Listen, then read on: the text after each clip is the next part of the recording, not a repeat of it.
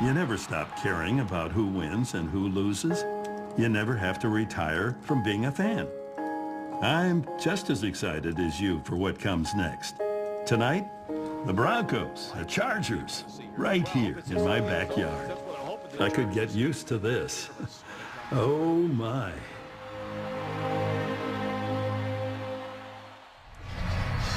No one better. We love you, Dick. Broncos and Chargers, and let's go down to the field right now. Tracy Wolfson standing by. Thanks a lot. I'm here with Emmanuel Sanders, and Emmanuel, all the players just rave about Joe DeCamillis as a person, as a coach for the special teams, but what do you expect for him as a head coach today? Energy, energy, energy. He's going to bring the energy. That's what he does. Obviously, Coob's at home right now. We wish him a safe recovery. But Joe D, he's going to bring the energy, man, and looking forward to it. And hopefully at the end of this game, we'll have a win. Appreciate it. Thanks so much and good luck. You're welcome, Tracy. Jim, back to you. Thanks, Tracy. Again, Thursday Night Football presented by Bud Light. And if you're going to change things in San Diego, it's got to start in the division. And won in their last 10 matchups in the AFC West. Yeah, you know, they got to do that. And you know what's good about this game, too, they got to do it on offense also. That's the strong point of their team. So we're going to see the strong point of San Diego with their offense against Denver's, no doubt, their strong point, their defense. All right, the Next Gen Stats brought to you by Verizon. Welcome to Verizon LTE Advance, the Next Gen Network. Spectacular evening here in Southern California. Is that where we are? Because all I see is Denver Bronco fans in the stands. I wasn't sure I wasn't in Denver. There's a lot of orange. There is a lot of orange out there. A little orange hue mixed in with some powder blue skies as we got the Color Rush uniforms tonight, Phil. All right. I'm not going to complain about them either. You know why? You can tell the numbers. You can see the numbers. You can see them from here. All right. All right. Excited about this one. Broncos won the coin toss and elected to kick. They defer. Well, we're excited. You know, we didn't find a San Diego team that was all in depression about being 1-4. They understand the situation. They had a great attitude this week. I'll be surprised if they don't play very well. Here's McManus to kick it all the way through and to the back of the end zone, and the knee taken by Griff Whalen. Let's bring out Phillip Rivers, who needs 125 yards to pass Dan Fouts for the top figure all time in Charger history. 3 straight games over 300 yards. Had another monster performance at Oakland last Sunday. 359 and 4 touchdowns, but still not enough as the Chargers botched it at the end on what was an attempt to tie the game in the late stages. Botched hold on a field goal that could have tied it from 36. Trying to put all that behind him, behind his leadership and optimism that they can turn it around tonight against Denver. Dan Fouts was the head man in charge, and so is Phillip Rivers. They have a lot in common. So he spreads it out for the first snap, and ball is dropped at the 30-yard line by longtime reliable cohort Antonio Gates. A lot of personnel changes for this offense for the San Diego Chargers. They 3 wide receivers, 3 tight ends. Gates wide open, drops it. And the big thing, what does San Diego want to avoid tonight? The first thing on everybody's mind when they play the Denver Broncos, don't let Von Miller wreck the game. So do whatever you got to do to make sure number 58, when in doubt, double teaming. There's Miller standing up on the near side. He has sacked Rivers 11 times in 10 career games. Here's a second down throw. It's good for about 8 to Travis Benjamin. Free agent signee by way of Cleveland in the offseason. He's been a good acquisition for them. Yes, he's been an excellent acquisition, and they're spreading them out, so it's made Denver the first 2 plays be a little passive and sit back just to get a feel for what's going on. Well, what's going on here? 6 defensive backs brought in for Denver. Gordon is the running back. He's off to a hot start finding the end zone this season. Every game so far. Although he's had fumble issues here the last couple of weeks. Here's a 3rd and 2. Rivers, open man, first down at the 39, and Gates holds on to it for a gain of 6. What they do, so many formations. To the right side, you can see Antonio Gates. There's 3 receivers stacked over there, so it makes it really hard for a defensive back to get up there tight because you're worried about the other wide receivers and your own players. So Darian Stewart had to get ground. Easy throw for Phillip Rivers. Now the Broncos coming off their first loss of the season. Came at home on Sunday. Atlanta came in and beat them by a touchdown. And that defense gave up the most yardage it had in the first 5 games. First down handle now. Jordan with early contact, able to spin out of the first hit and pick up 3. You try to quantify injuries, you got to go to the graphics here. These are just a few of them, actually, from Keenan Allen to Stevie Johnson. The defense has been hit hard. Danny Woodhead. There are others like Jeff Cumberland, who they had some big plans in for a tight end, out for the season. Backup running back Brandon Oliver, who could have been a good 3rd down back, especially now that Woodhead's out for the year. 2nd down and 7. And Rivers. Over the shoulder catch. A beautiful grab by Williams. Tyrell Williams with an 18-yard grab. Well, when you're going to get up there, you're going to play tight man-to-man. Here it comes right here. Tyrell Williams to the outside. Got all that room and sideline. That's Aqib Talib on him. Boy, Tyrell Williams, even Aqib Talib last night talking about him going, he is big and he can really run. And Keenan Allen, they miss him, the wide receiver, but what it's done is let a guy like Tyrell Williams come in there and blossom. Yeah, he is fast emerging. And here's a 1st down run again for Gordon. 2 this time before Billy Wynn ends it.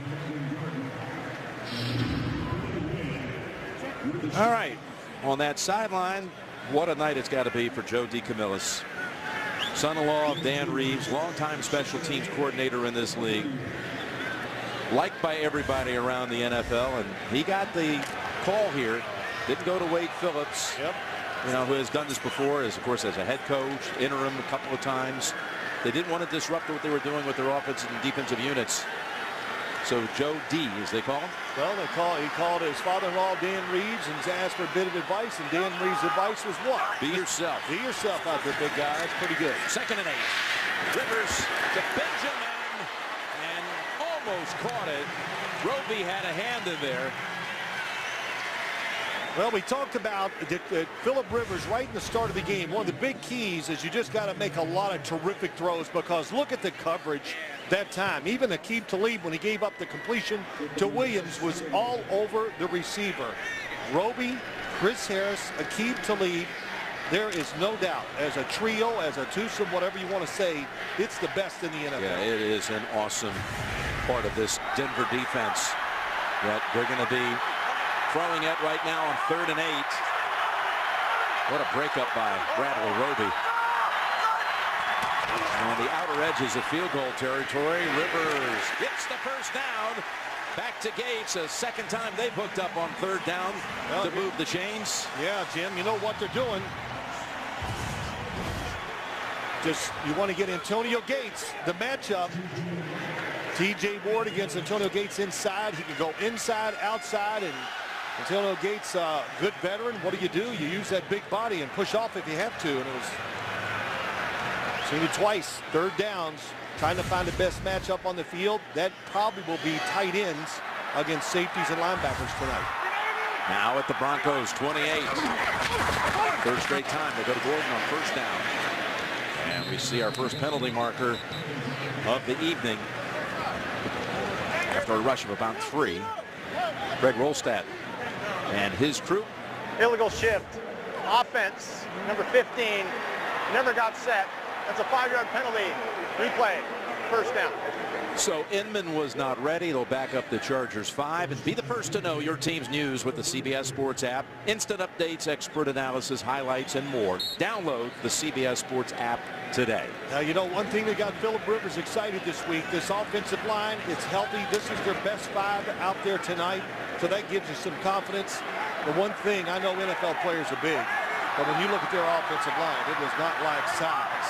So they can withstand sometimes big defensive players that like to push the offensive lineman back. 1st and 15, and McCluster comes in, makes the catch, and they got a flag out as they picked up a big chunk right there, but we'll check the penalty. McCluster signed just after they lost Danny Woodhead for the season. Pass interference. Offense, number 86. That's a 10-yard penalty. Replay. First down. Takes away the 20-yard gain. Hunter Henry, the rookie, flagged for it. Well, they took a play out of Atlanta Falcons playbook. They used Hunter Henry to go up the field. They motioned the running back. Here comes the penalty. Oh, that's a pick. He immediately just ran right into Brandon Marshall. Didn't even try to avoid him. He didn't have to hit him because he was already in position where the running back was going to beat him out of the backfield and get in the open space to catch the football. So another penalty takes him all the way back to the 43 and a 1st and 25. Straight drop across the middle, open. It's Inman, and he's dragged down from behind by Harris. But they got some of it back. 11 on the play. Big completion. They want to, of course, get in field goal range, so that's what you want to do. Wade Phillips, very alert. You know, listen, as long as he's coached, he doesn't want him to get in field goal position, so he played tight man-to-man. Chris Harris, Jr., shaken up. So we'll step aside while he gets some attention. Which can will be the winner? Vote now at NFL.com/Bud Light. As great as this defense is for the Broncos, through 5 weeks, they've allowed the most opening drive points by the opposition in the league, 24. And San Diego's had the football here for 5.5 minutes.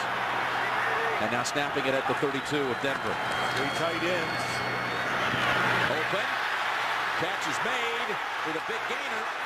That is Henry, who had just been flagged with the OPI, offensive pass interference. Well, he made up for it there with 27. Well, let's look at what they're doing. They're taking advantage of tight coverage, and we saw it early in the game with 2 plays. Here he comes outside, he goes across, but what's the interference that happens inside that allows him to get free? Hunter Henry. So you got to chase through the mess. Really well designed. And we talked about it. Complex offense, they do everything. All the concepts, they throw deep, short screens. Chris Harris is back after sitting out 1 play. Turns for this one. 1st and goal.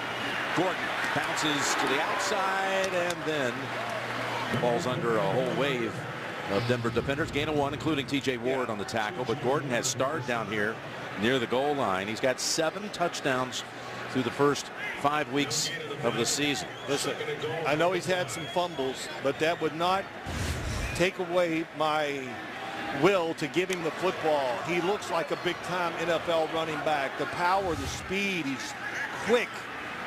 Been a little reckless with the ball, no question. But Mike McCoy knows they got to work through that and keep giving him the football. 6 rushing, 1 receiving, and 2nd and goal. End zone, and it is caught. It's Henry with the touchdown. The rookie from Arkansas. Little fake to the outside. Boy, they are being deceptive on the offensive side. It looks like they're going to try to throw a screen to the outside. And then Henry takes off to the back of the end zone. Watch 86 in the slot. Oh, we're going to throw the underneath screen. No, we're not. He slips past the defender. Well, it was Harris again who had to sit out a play. Comes back, and he was the one who was covering Henry, or trying to. Rivers was knocked down, but he's got the touchdown. Well, the design put him in a tough spot. He was outside, so there was nobody inside to help him out. And Ken Wisenhut, what did Philip Rivers say? Short week. We put in a full game plan in 3 days. Clemens on the hole. Lambeau boots it through. Rivers takes him down the field. 85 yards passing, including the score, and McCoy's bunch is up a quick 7. NFL Thursday Night Football is sponsored by McDonald's. I'm loving it. K Jewelers, for 100 years, every kiss begins with K. And by Mercedes-Benz, the best or nothing. Founded in 1974, Taylor manufactures guitars in their production facility just about 20 minutes away from the stadium. And a rendition of our theme performed by Brett Barrow. Well, you know, I'm going to go back real quick what I said. Philip Rivers says we crammed everything you can put in 3 days, and they showed a lot of it in that first drive.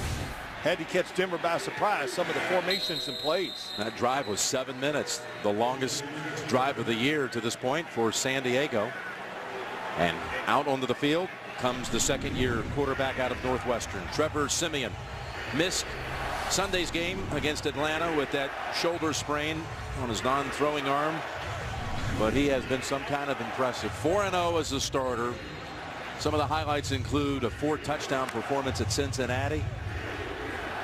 Well, he's very poised for a person that had to take over for Peyton Manning in all 4 games, and he's a good decision maker, throws the football on time, and not afraid either. Well, quickly finds Emmanuel Sanders. He had enough separation to pick up a quick 7.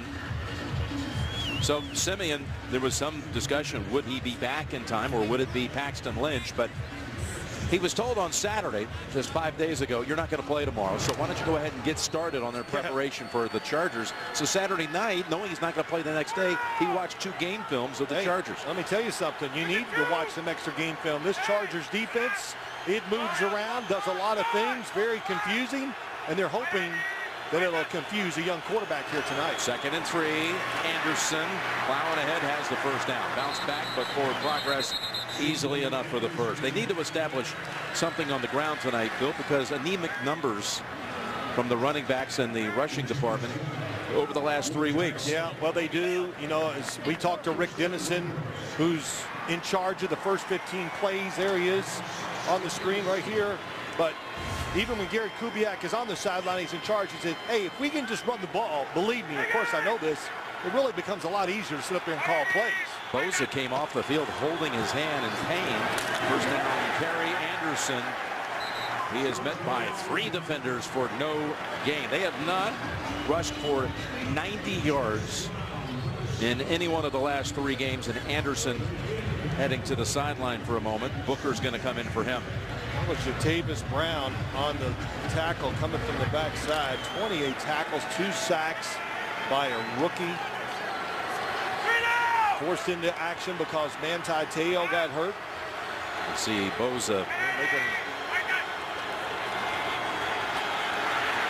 Here's Siemian launching it down the field, and he had him open. Had what they wanted, but he did not have the time. That play took a lot of time to develop. And it just, they pick up the blitz, but watch the pocket collapse. Kyle Manuel gets in there. Siemian not quite on balance. Have to give it that little extra oomph when you feel pressure. Oh my gosh, you caught Craig Mager looking back. What a route by Emmanuel Sanders. Yeah, Sanders was able to get a good 3 steps on him, but Bosa anguished. Hurt on that 3rd play. Oh, trying to pull a finger back. Maybe that could be one of the reasons. I hate to, not going to guess on injuries, but 3rd and 10. Siemian underneath. That's Norwood, and he fought for it, but comes up a yard shy.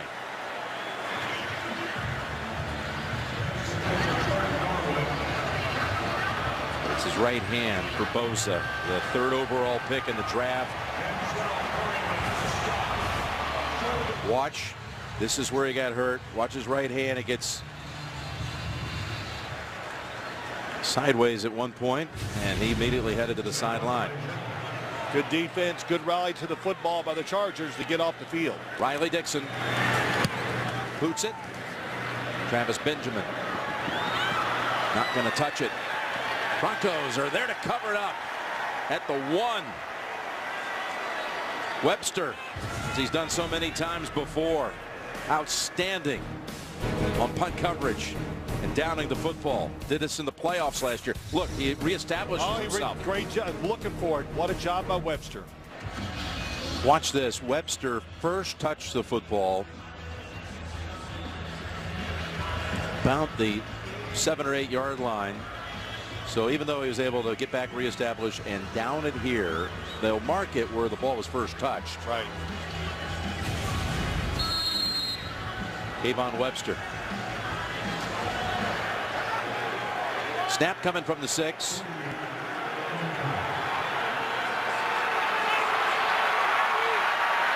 Three tight ends. And Gordon meets Jared Crick right away, along with Derek Wolfe. Matt LeBlanc returns to television as the man with a plan.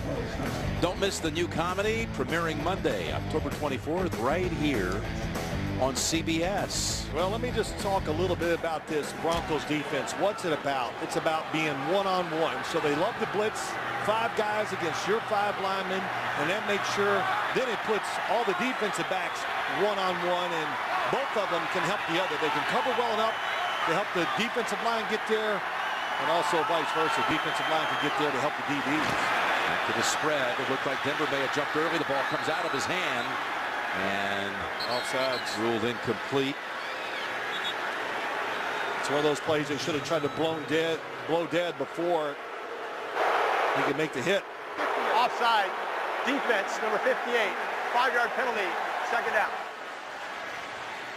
Well, it's too early in the game for Bond to make a sack that really counts. You know, he waits till the game's on the line and he makes the play. Up top of your screen. And you're talking about a finisher. Got a couple of hits on Rivers now on the touchdown throw and on this one. Well, but that was the first key. Don't let him wreck the game. So those formations, you got to try to find where he is and make sure you can at least help out the tackle. Joe Barksdale this time. 2nd and 2. That's Gordon fighting off the first contact by Ward and able to plow ahead for the first down. Great job making him miss. Well, they've put together a 7-minute drive on the game's first possession. And now they start in a pinch here on this one. At least able to get out of that jam with a new set of downs at the 17. Well, you know, Jim, just when you talk about it, when I was watching them getting ready for this game, I was like, wow, you know, and you and I were talking about it, and I said to Ken Wisenhunt, man, it looks like you're doing everything. And he goes, oh, we are. And why can he do it? Because he has Phillip Rivers as his quarterback. First down throw, dump it off. This is Watt. The fullback tumbles for a gain of 8. TJ Ward got him going up in the air. You know who you're going against. You know they have pass rushers. Rivers a very quick decision maker. And if they're going to play zone, don't hesitate. Throw it short. That's what he did that time to Watt. JJ's little brother getting into the action there for an 8-yard gain. All that stuff you were talking about with the Wisenhunt. This is the first team ever in NFL history to start 1-4 and average over 30 points a game. 2nd and 2. And they've got another first down with Gordon. Well, one of the first things I did ask Coach Ken Wisenhunt, the offensive coordinator, I said, okay, you've been gone for 2 years. You know how it is when you don't see somebody for a while, you can see the change. How about Phillip Rivers? Have you seen a change in him? He goes, nope, he's as good as ever, maybe better. And hey, look, you talked about the numbers Phillip Rivers put up, and being in the league so long, so experienced, it's unlimited what they can try and do on the offensive side. Wisenhunt, formerly the coordinator here, then left, took the head coaching job at Tennessee. Was dismissed after a very short stint there, and San Diego welcomed him back. And we've got timeout on the San Diego side.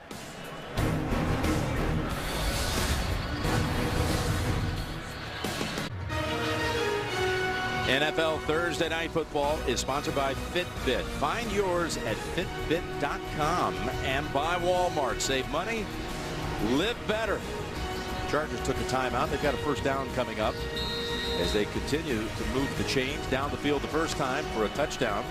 16 plays to 5. And Rivers with a hot hand early. He's within 32 yards now of establishing the new mark for most passing yards in franchise history. Back them off into a 2-deep zone. You see the safeties way back. Why? Because they went to this 5-wide receiver look. And Rivers middle of the field, and again, right on the money. It's back to Hunter Henry for a big gain out across the 45. Well, I was wrong. It's going to be a little out and up. So they went ahead and played man coverage with 2 guys back there, but Hunter Henry What'd you say to me? Hey, he might be the real deal. I don't know if there's any might anymore about Hunter Henry and what I've seen so far this year.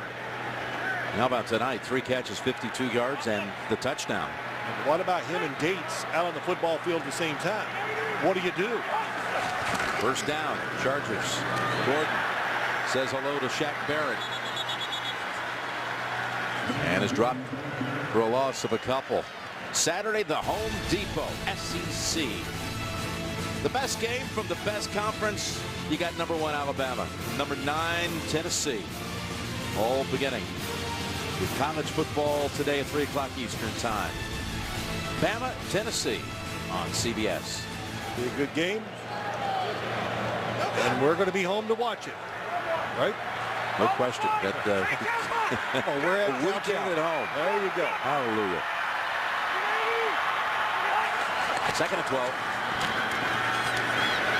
Gordon again looked like he might suffer a loss, but able to turn it into a gain of about 5 or 6. Yeah, good job. You know, really good job. They're just going to not just get into that passing mode. That's what you want to stay away from when you play the Broncos.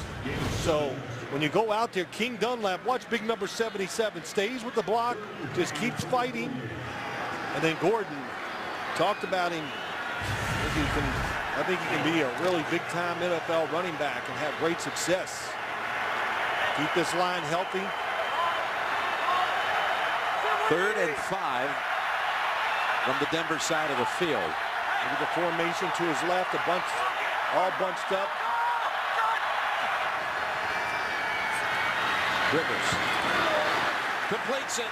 That's Benjamin. First down at the 42.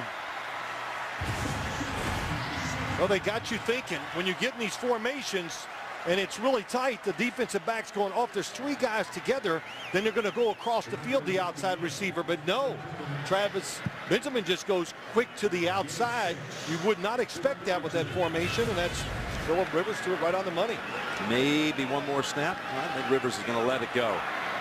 San Diego always seems to play Denver tough. They're off to a great start here. The Chargers up 7-0. You're watching Thursday Night Football.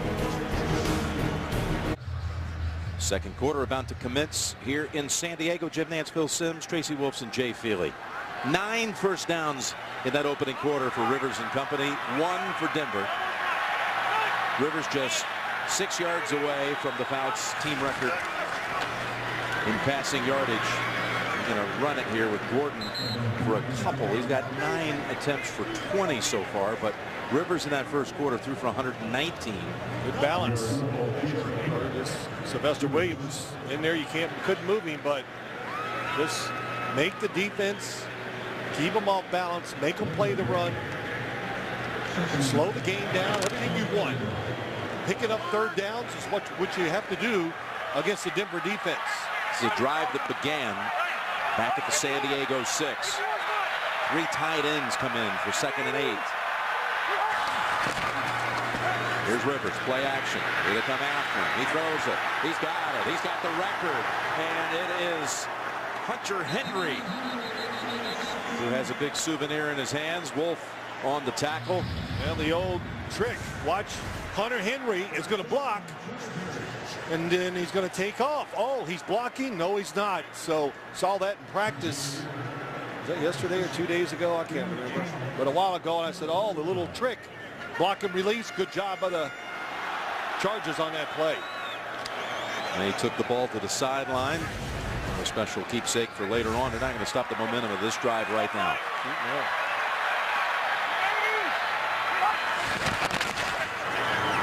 There's a handoff on first down. And again, quick contact by Sylvester Williams. The record in this franchise, well, it belonged to Jack Kemp for a while, and then broken and held for a while by old number 21, John Hadel. And then Fouts broke it. Fouts broke it actually on the last game of the 1982 season, broke Hadel's mark, and that record held up for 34 years until tonight. Well, they have a lot in common, you ask me. Both gunslingers, both are tough, high-energy players, demand a lot of their teammates. 2nd and 11. Sideline knockdown.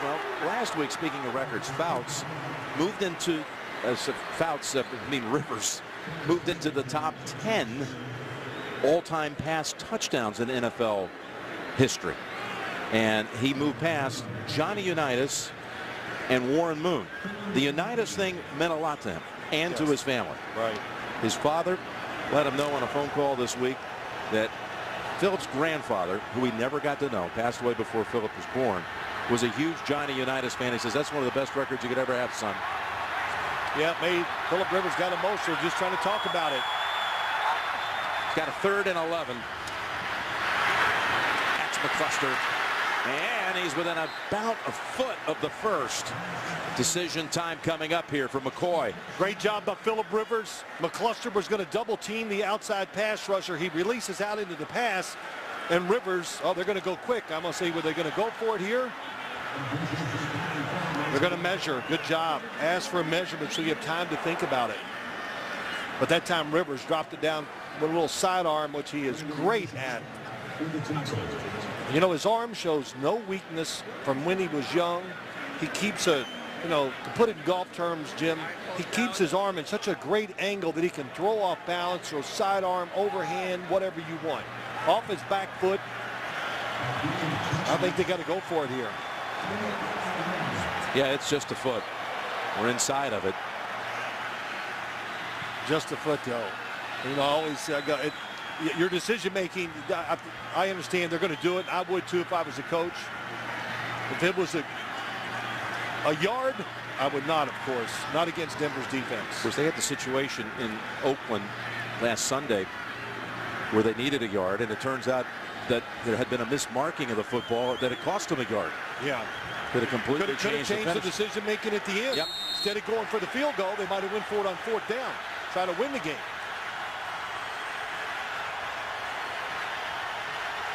Gordon, the running back, Watt, the fullback, they're in. McGrath and Henry, the tight ends. Straight ahead. Denver's defense crashes across as Von Miller with the first to hit the ball carrier. Von Miller so fast, gets inside, goes low, and grabs the ball carrier, Gordon, and pulls him down. That was, you only think about pass rushing when you talk about Von Miller, but the cutoff block. First down. They were about to bring out the chains from the far side, but Rolstad signals, move them 10. New set of downs. Get a good spot. Let's watch Von Miller. Oh, it goes right inside Hunter Henry. It's so quick. Man, that's what they call getting on. Just time to snap perfectly. Tried to make the play to maybe change this game around. Again, 11 first downs for the Chargers versus 1. Play action. Rivers rolling out and throws it in the area of Gordon as Shaq Barrett was in the backfield quickly. Let's take a look at Next Gen Stats presented by Verizon. Well, Von Miller, how quick can he get to the quarterback? 3rd fastest in the league, 3.19 seconds. And it's not the fact that he gets there, it's when he does it. They played 3 games this year. This is one of them. Indianapolis, game on the line. Sack, fumble, touchdown for the Broncos. Also did it against Carolina, against the Cincinnati Bengals, put the game out. They just ran a trick play, the Chargers did, and Brandon Marshall saw it, smelled it out, stopped the touchdown. 2nd and 10. And incomplete, intended for Hunter Henry. You may have seen it, but they just had finished their longest drive of the season. The first time they had it, 7 minutes, all the way to the end zone for a touchdown. This drive now, stopping on the incompletion, 9 minutes and 39 seconds with this drive. This is as calm as I've ever seen Philip Rivers on the field, right? You know, because you watch it, he's always back there. He's making signals. I mean, he makes me nervous watching him as a fan, even when I'm home. But tonight, the pace, this is what they want to do. This is actually the longest drive in the entire league this year. 3rd and 10, needing to get inside the 9 for a first. Rivers, heavy pressure, comes out of the pack. Now steps out of bounds and gets shoved by Miller, but no flag. We're going to bring the field goal unit out. Jay Feely has something to add to that. Jay? Well, Jim, holder Drew Kaiser dropped a would-be game-time field goal against Oakland. Mike McCoy decided to make a change at the holder, brought in backup quarterback Kellen Clemens. He's done that before. He did it for me when he was with the Jets. I talked to him before the game. He said, I've been practicing all year. I had a feeling since training camp that I was going to be in this situation. He looked good in warm-ups. Well, you know, just to talk to Jay, I wondered if he'd wear a glove. Kellen Clemens has a glove on that right hand. 37 yards, and Lambeau drives it through. 10 minutes and 3 seconds on that possession. 10-0 San Diego.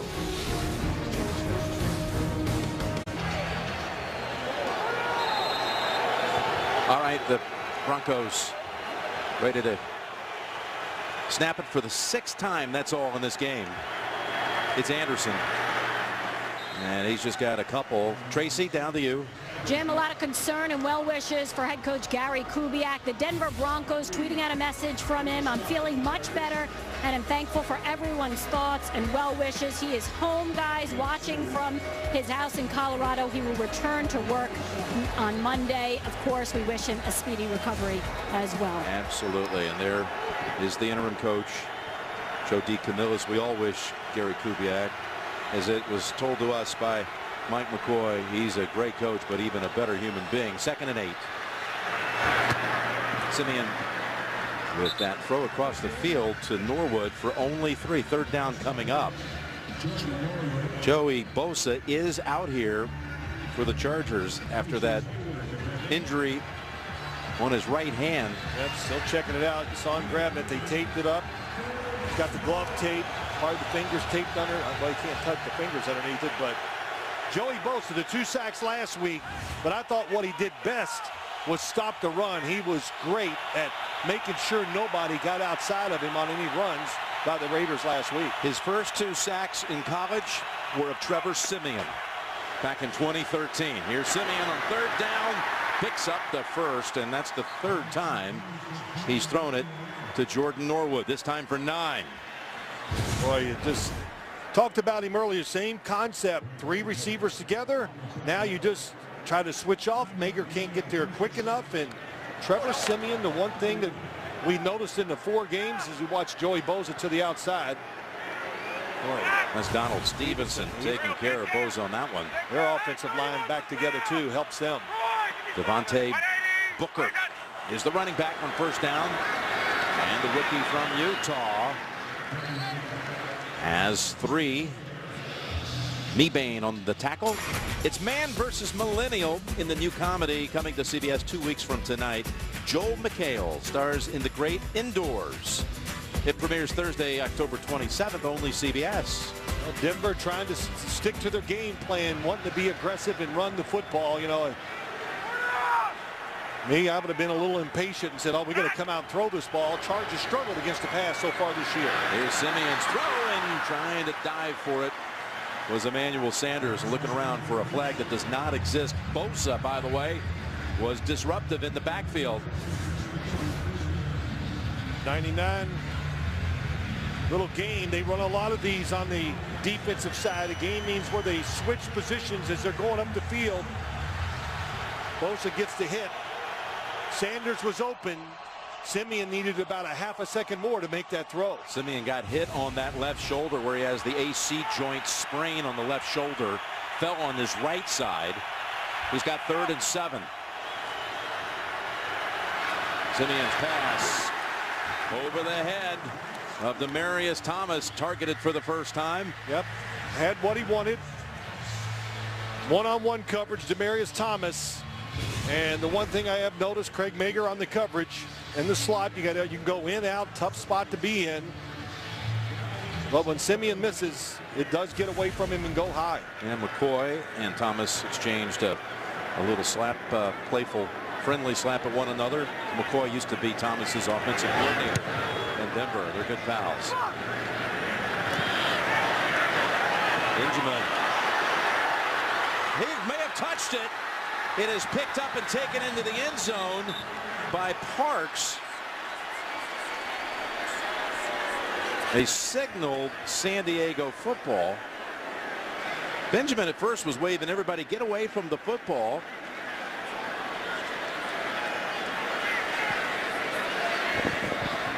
Well, let's see if he touched it. The ruling on the field was the ball was not touched by San Diego. It was recovered by Denver. It will be first down and 10, San Diego. Timeout.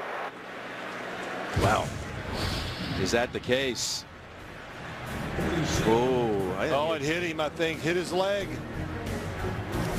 It hit his hand, too. That was a quick look, but it looked like it hit his leg. NFL Thursday Night Football is sponsored by Domino's. Order online at Domino's.com. State Farm. Talk to an agent today at 800 State Farm. And by Ford F-Series, the official truck of the NFL. Sun setting here in San Diego, and it'll be a little disappointment here. Yep. As this is going to definitely be overturned. It's going to be a winning challenge. Right leg definitely hits it. Muff rule is going to be in effect. Ball was picked up by Will Parks, the rookie out of Arizona, but they'll be marking the football right at the point where the ball was touched and recovered. But Benjamin, I don't understand. He had that costly fumble in the New Orleans game in the last couple of minutes as the Saints stormed back from 13 down. And well, you said it. He was waving everybody away. After reviewing the play, the ball did indeed touch the San Diego player in the ankle. The ball was recovered legally by Denver at the 11-yard line. They cannot advance a kick. It'll be Denver's ball, first and 10 at the 11-yard line. Not be charged with a timeout. Timer, please put 7:51 on the game clock. McCoy can only shake his head as Benjamin was wavering, changing his mind, and Joe DeCamillis has won his first challenge. There you go. Yes. First longtime special teams aficionado, and gets a break here on special teams, taking over at the 11.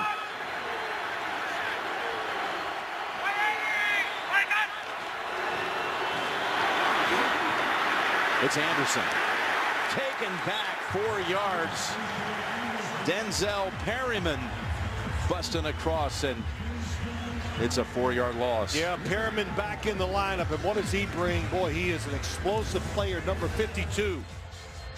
Coming from the inside, doesn't get fooled, waits, doesn't go chasing out of control to his left, redirects, goes to his right, and that's what he's there for, too. Jatavis Brown was up there, too. Plays, yes. Yep. Mager as well, 2nd and 14. Two very fast linebackers, the two of them. Here's Simeon to Thomas, and he is walloped after the catch by Melvin Ingram. Mixing it up. That's what they're doing. That time only 3 rushers. So Ingram sits back in zone coverage, watches the quarterback, and look out. Ooh. Somehow held on to it. Thomas, who's had 6 touchdown catches in the last 4 visits to this stadium.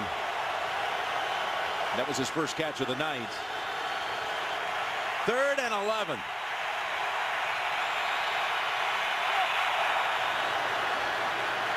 Time for Simeon. Now they're after him. And it's Bosa who brings him down from behind. Couple things. Bosa kept his ground to the outside, but they rotated the last second. What's the defense? Oh, it's not going to be man-to-man. And that fooled Trevor Simeon, so that's why he had to pull the football down. And Joey Bosa, his best move is inside, I think. What a reaction by Bosa. Spinning and getting out of it, making the tackle. Brings out McManus. 29-yard field goal attempt. He's 10 out of 11 on the year. Had that magnificent postseason run where he hit all 10 of his field goal attempts. And dead center for the Broncos' first points. Coming off the turnover committed by Benjamin. 10-3 ball game. Chargers in front.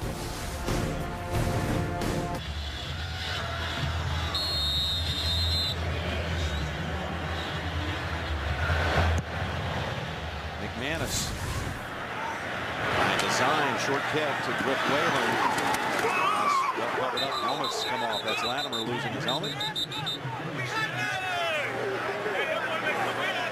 Denver defense comes out here. Can it find a way to slow down the Chargers, who have 160 yards and 2 drives?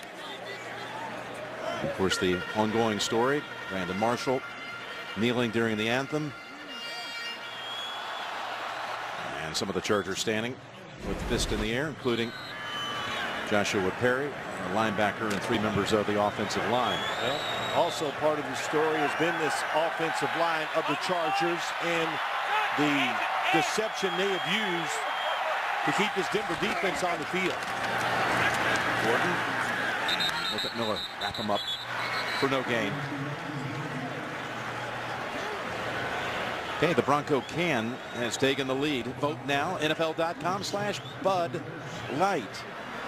Is this Denver defense as good as the one we saw at Levi Stadium February the 7th? But does that have the potential by the end of the year to be that dominant? Yes, well, to be quite as dominant. Look, they are missing Malik Jackson, who was a great presence and could stop the run and rush the passer. But hey, this game doesn't change my opinion. It's still one of the best, if not the best, in the NFL. 2nd and 10. There's a strike with Ward bringing down Hunter Henry right away. Henry he's becoming a fantasy football star here tonight. 5 catches, 68 yards, and a touch. Yeah, I started him on all my teams. Did you? Yeah. Good call. Yeah. All those leagues you're in. Yeah, all those leagues. But you know, it doesn't matter. I thought we would even see more of this, because you're getting safeties and linebackers covering Henry and Gates. There's McCluster coming into the game and catching up on the signal call here, the play call. And the throw was to Benjamin, but Talib finishes off that drive. 3 and out for San Diego. Yeah, on the outside, watch Aqib Talib, number 21, just come up. He stays back and reads the 3-man grouping. Little change and really well done. That way, Aqib Talib wasn't going to get picked by his own player or one of the Charger players. Drew Kaiser into punt. He's had 2 punts he went back this year, a 16 and a 17-yarder, but this is one he's going to like. Driving back the returner all the way to the 11, Norwood. Slips out of a tackle. But a whole host of Chargers won't let him get past the 16. That was a 60-yard boomer. Brought down by Corey Toomer. And the Broncos come out trailing by 7. NFL Thursday Night Football, sponsored by Subway. Try the new thick-cut autumn carved turkey sandwich, and by AARP Real Possibilities.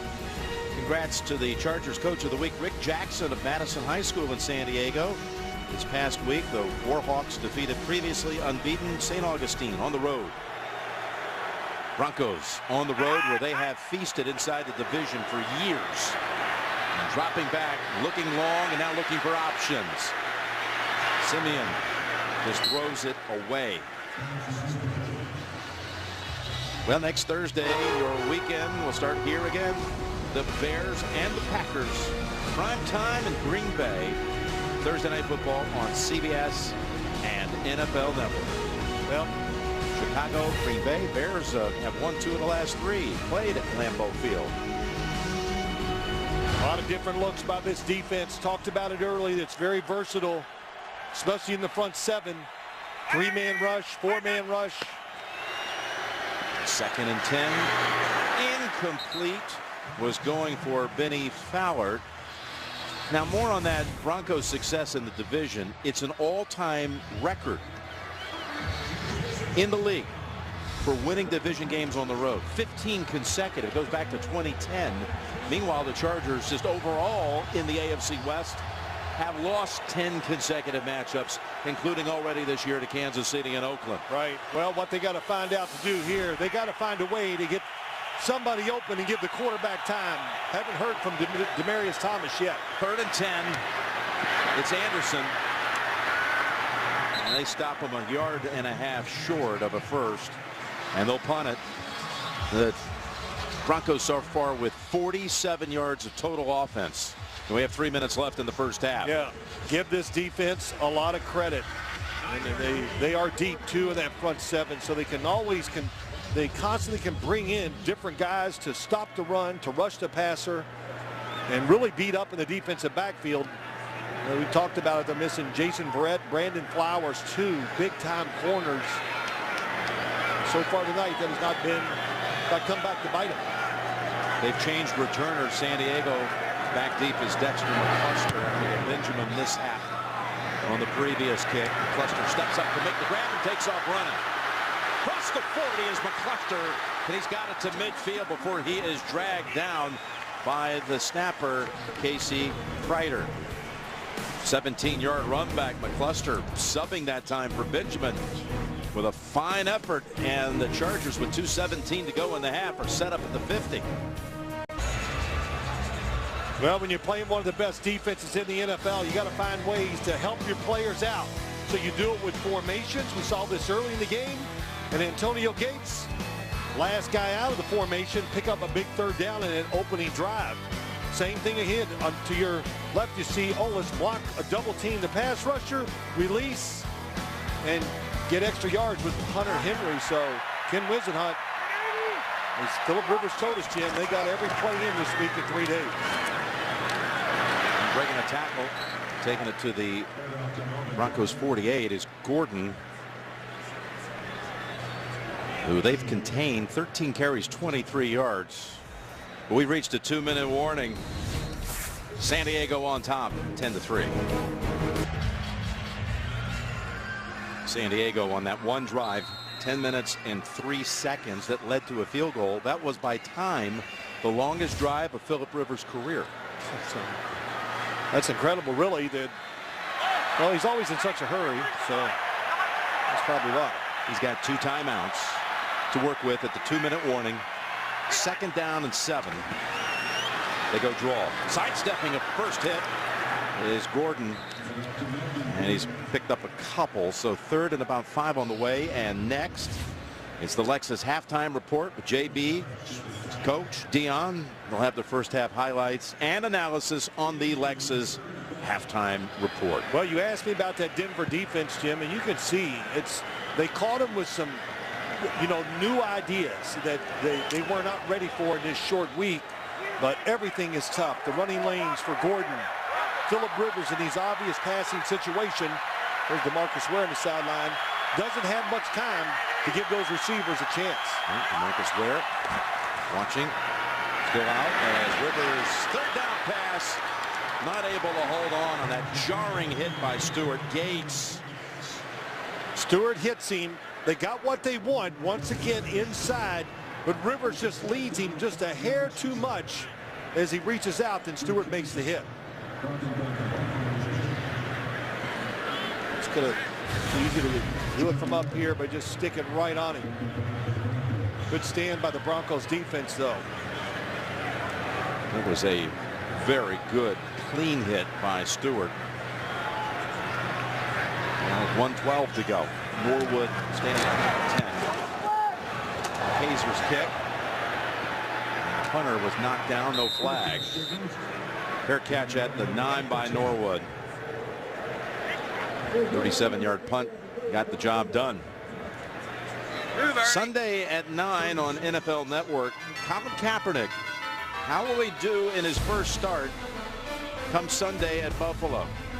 NFL Game Day morning, Sunday at 9 a.m. live on NFL Network.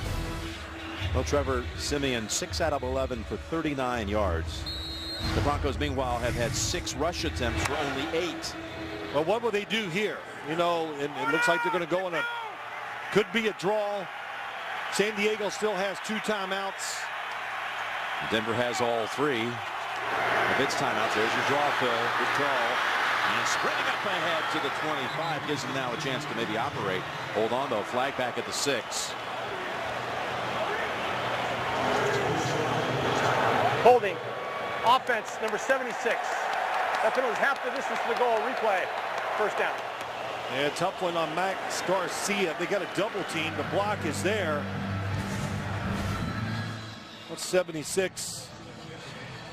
Well, he got his arm around Palapoy. I can't tell what number that was.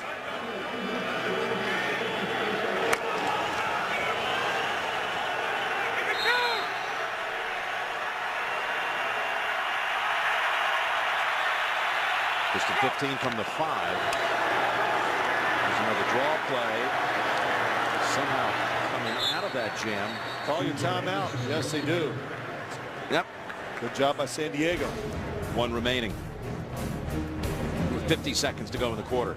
This halftime report with first half analysis and highlights. Alexa's halftime report, 2nd and 12. They run all the way. Out to about the 13.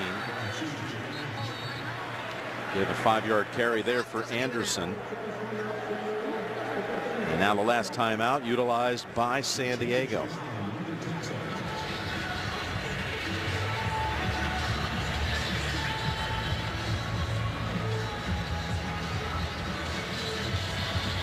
Coach Cowher probably enjoying this game very much. What he's seen so far, just as far as that a little lower scoring, a lot of strategy, second half, who knows? Well, you're right. Strategy, good job here at the end. We're coming up on the Lexus halftime report. Yep. Coach Cowher, what are you trying to tell me that Coach Cowher really likes defense more than offense? Is He's that an what old you're saying? linebacker and special teamer. Yeah, he is. Still, Okay. and he hasn't changed since he got out of coaching. Simeon on 3rd and 7. Yet another draw play, and down at the 18 is Booker. So 4th and 2. Well, that was a good job by really almost by getting the penalty. It ran a few extra seconds off the clock. They're not going to have to run another play. For the Denver Broncos, where they didn't have to chance a kick, a free kick, or a free kick after the punt. They're all heading in, and Joe DeCamillis, what will he say to his team at halftime? First time in this situation as a head coach. Well, I don't think there's anything that's not going to panic, that's for sure. They get the football coming out here in the second half, and they hung on. They withstood the onslaught there at the beginning of the game. They got a great break on the fumble, and only 2 first downs in the first half for the Broncos. That's it. Tracy, down to you. Thanks a lot, Coach. Besides the muff punt, you've basically controlled this game, but how do you hold on to the lead now? Well, we just got to keep on playing, doing what we're doing offensively. Defense is playing lights out also, so we got to keep on doing. We can't have a mistake like that to cost us some points. Will you bring what's happened in the past up in the locker room right now? We're going to go play. That's all. This is a new game, a new night. We got to go win this thing. Thanks a lot. Jim? To that point, they have the greatest margin in the league through 5 weeks in the first half, with their 7-point lead tonight, plus 57. Wow. And they're 1 and 4. I think you know the answer to what the margin's been in the fourth quarter. not good. 32nd in the league. 10-3 Chargers at halftime. Lexus halftime report coming up after this message and a word from your local station. You're watching NFL Thursday Night Football. End zone, and it is caught. It's Henry. Here's Rivers. He throws it. He's got it. He's got the record. And it's Bosa who brings him down from behind.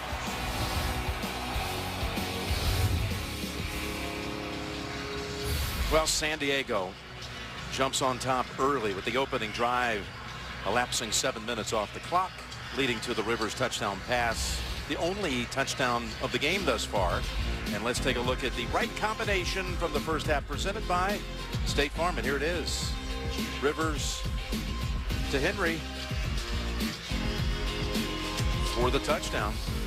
Meanwhile, on the other side of the ledger, under 40 yards passing for the Broncos, Demarius Thomas, Emmanuel Sanders combined. 2 catches, 9 yards. Let my man go. You know, you got to let Trevor Siemian throw the ball. I know you want to run it and get that going. Which one's your guy? Is it you're saying Siemian? Siemian guy. Okay. Yeah. Let him. You got to let him throw the football and get him in rhythm.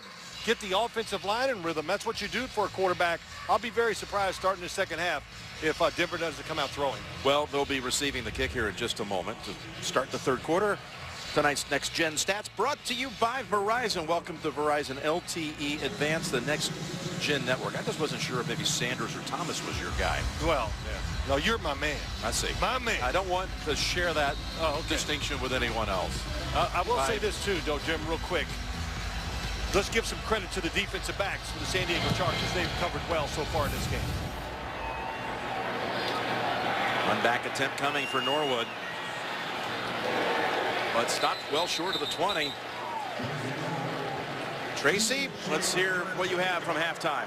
Well, Jim, interim head coach Joe DeCamillis with his first halftime down 10-3, and I asked him what he liked that he did decision-making wise, and he said he really liked how he got great input on the challenge. He said they needed to come away, though, with 7 points. Offensively, he just said our playmakers need to play, our bigs need to be big.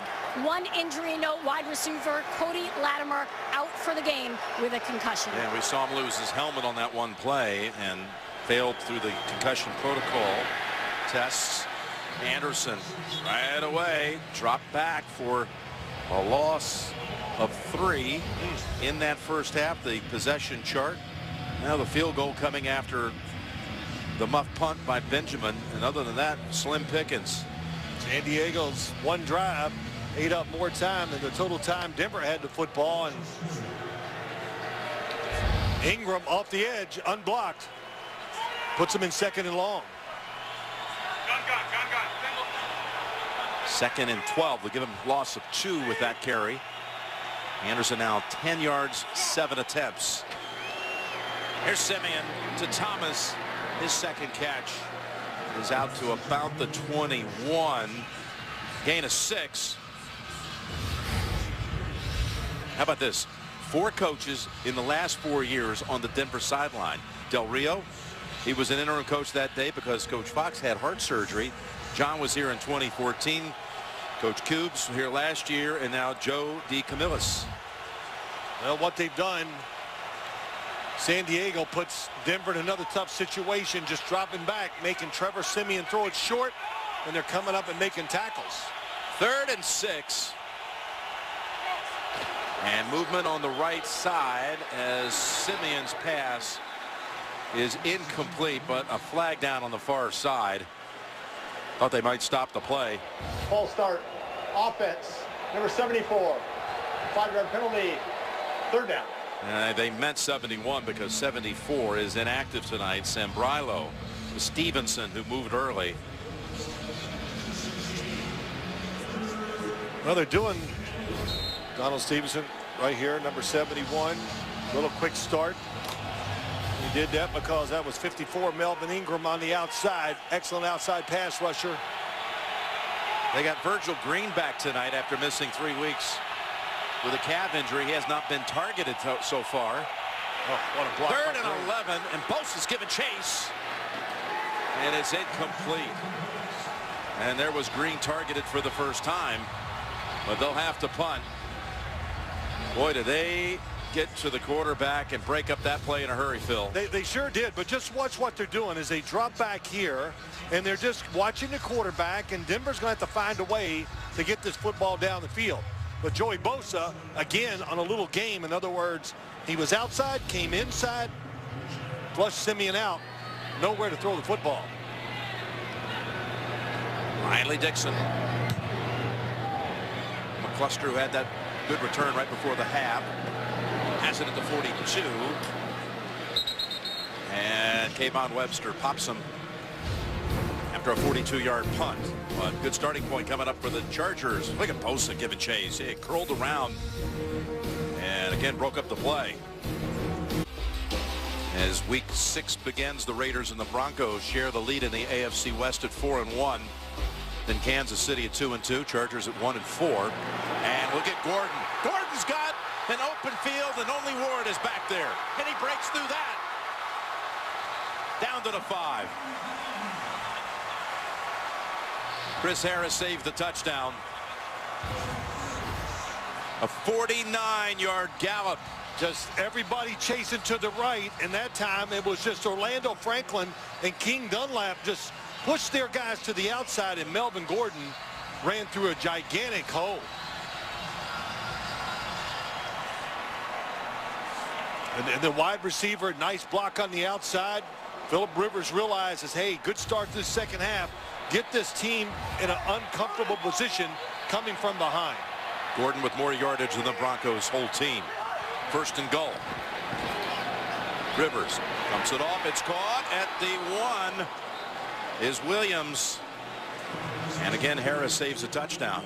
Boy, Chris Harris, tight coverage. We said that you got to make tight throws to these receivers when you go against these defensive backs, just for a number. Think about all the passes that have been thrown at Chris Harris and been caught this year.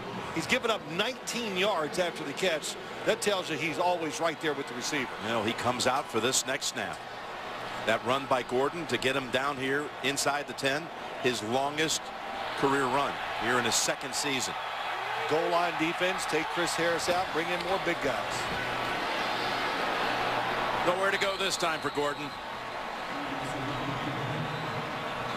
That's Brandon Marshall on top of him. It's Von Miller, though, once again, that's really doing it. Von Miller has been tremendous against the run tonight. One of the linemen, their right tackle, Joe Barksdale, shaken up. They were running on his side, and the officials have called timeout with 3rd and goal coming up from the 2. Thursday Night Football is sponsored by Corona, who invites you to find your beach. FedEx, helping small businesses simplify e-commerce. And by the all-new Mazda CX-9. Well, a situation like this, Jim, defensively, you got to be ready. There's Barksdale on the sideline, but you got to be ready for some type of play that's going to get you picked, some deception. And they spread it out. Stacking the receivers to the right. 5 targets. 3rd and goal, and Webster got a hand on it. He was trying to connect with Griff Whalen. Oh, he missed it. They had Griff Whalen and Dontrell Inman. Watch here. Watch Inman go to the back of the end zone. Phillip Rivers, you worry about the pass rush.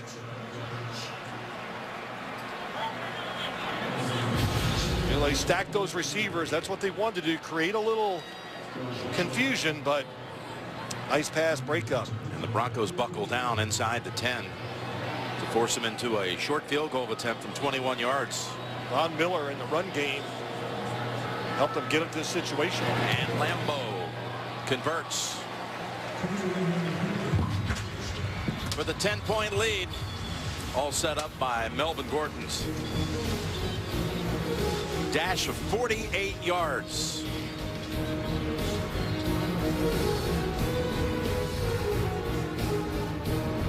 Is there a comeback brewing? Vote now at NFL.com/Bud Light. Boy, the Charger fans, they don't want to hear about any kind of comeback on the field. They're tired of that storyline.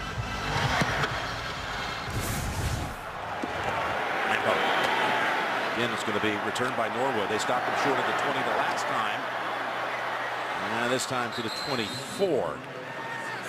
Can you imagine the ways they've lost games this season? No, but you're going to tell me. No, you were aware. The 21-point lead at Kansas City, the 13-point lead against New Orleans with a couple of minutes to go, and a couple of fumbles. And it's just at times inconceivable. There was a group this week that came out with the statistical probability. Pro Football Reference came out and said there were a couple of games they had a 99.9% chance of winning, 2 of them.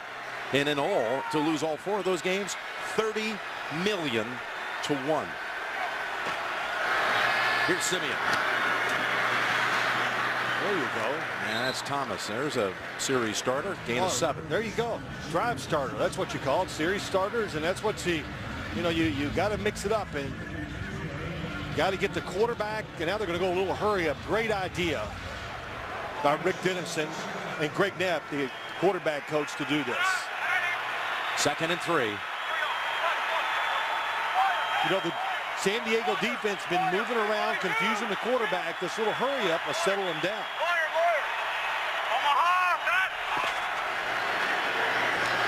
Running play for the first down.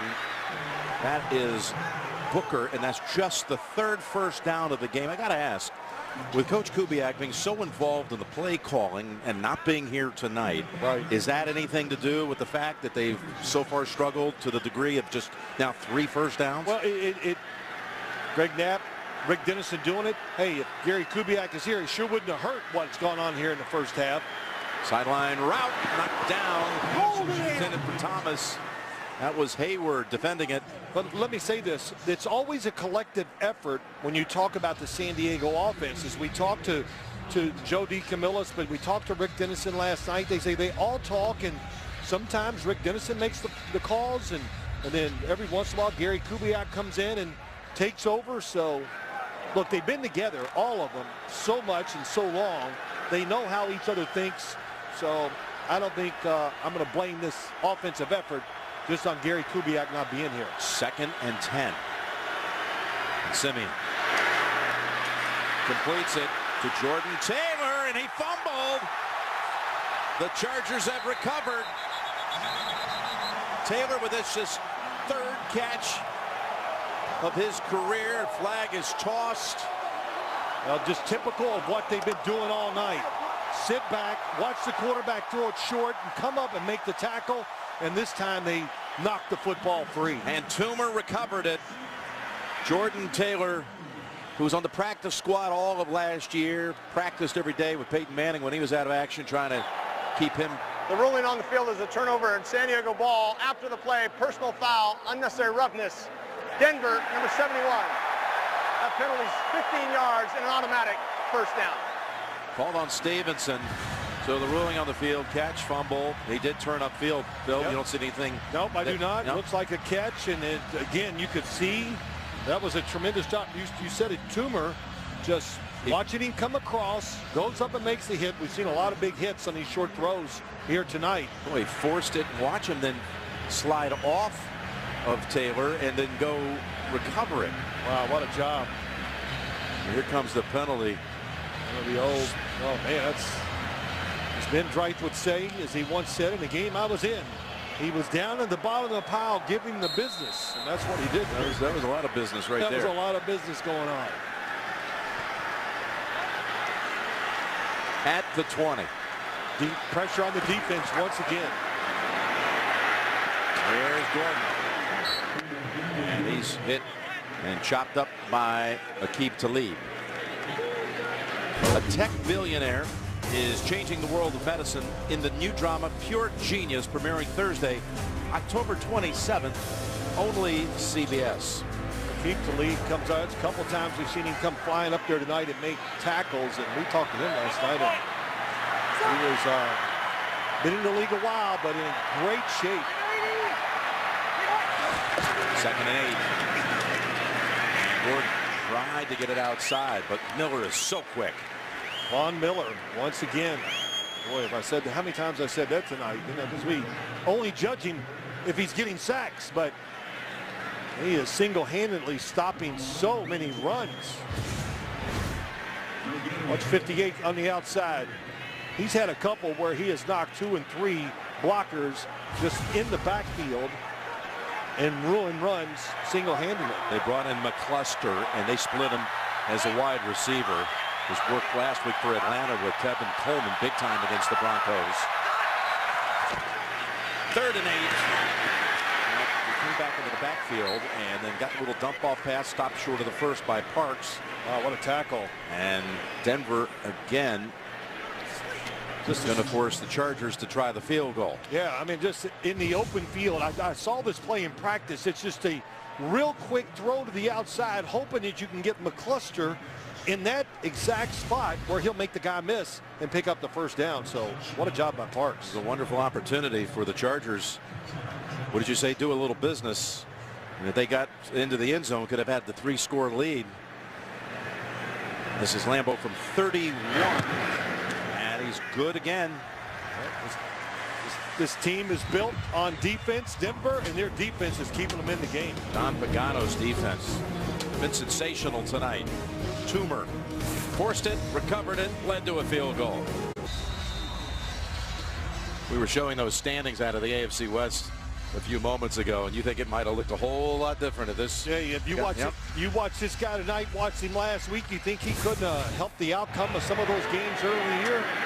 I definitely think he would have changed it. Tracy, over to you.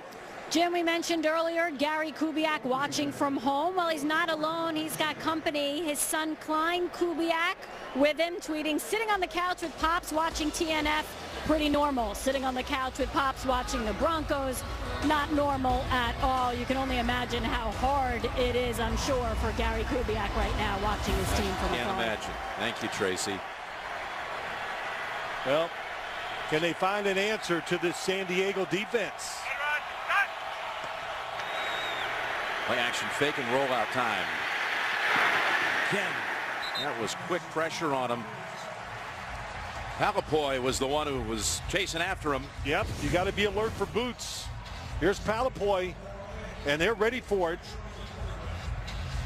Good job by Adrian Phillips, the safety, staying outside, trying to get an easy completion. And John Pagano, kind of like Ken Wisenhunt. They just said, hey, we got 3 days. Let's put it all in. And they do make some mental mistakes because they do so much. But so far tonight, they have turned nobody loose. John Pagano, raised in Boulder, Colorado. His father, Sam, the legendary longtime high school football coach, Fairview. And that's an incompletion. Oh, yeah. Thomas was open. Well, he was open, but you know, he felt it or saw or thought somebody was coming, and he was right. That was going to be Brown. That was just going to come up and let's watch Joey Bosa at 99, left defensive end. Oh boy, good job getting around the corner. I think his favorite and best moves when he goes inside. 3rd and 10. The catch for a short gain. John Phillips, the former Charger, stopped well short of it. And again, the Broncos offense comes off the field quickly. Corey Toomer had the fumble recovery, the forced fumble and the recovery, made that play to stop him well short. Yep. How's the tackling look for the San Diego Chargers here tonight? I don't think they've missed a tackle. It seems like they are sharp. Arms out, right position, form tackling. Just the way the NFL teaches it. Held Denver now to 82 yards. And we're 6.5 to go, 3rd quarter.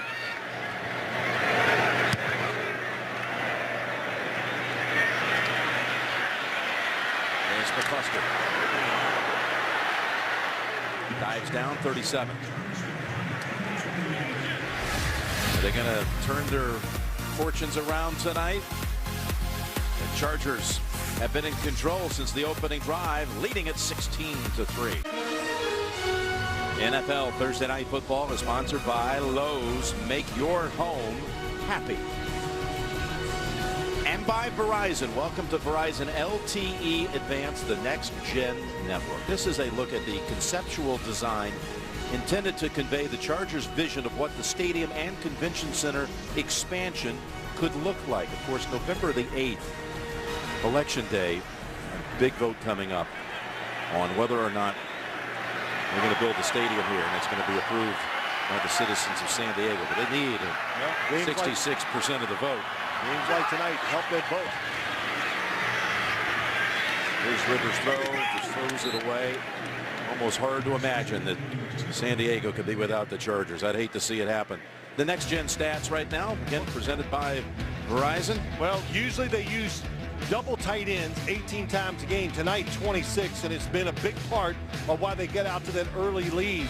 The deception the tight ends cause, back of the end zone, the catch for the touchdown by Hunter. Mismatches, that's why you put the extra tight ends in there to get against the linebackers or the safeties. It's worked pretty well, and even when you have a good game plan, it's still hard to do a lot against this defense. Across the middle, and a diving grab made by Hunter Henry, who's been Rivers' favorite target tonight. That went for 15, but a flag back in the offensive backfield. Personal foul, roughing the passer. Defense, number 95. That 15-yard penalty will be out at the end of the play. Automatic first down. Derek Wolfe, that will add 15 as you see Talib having a little exchange with Rivers, but 15 on the catch, 15 on the penalty. They'll be at the 35. Excellent job of stepping up in the pocket. Derek Wolfe got him, brings him down to what, you know, tight end over the middle, but you got to call that. You know, you knew the play was over. You cannot drag the quarterback down after he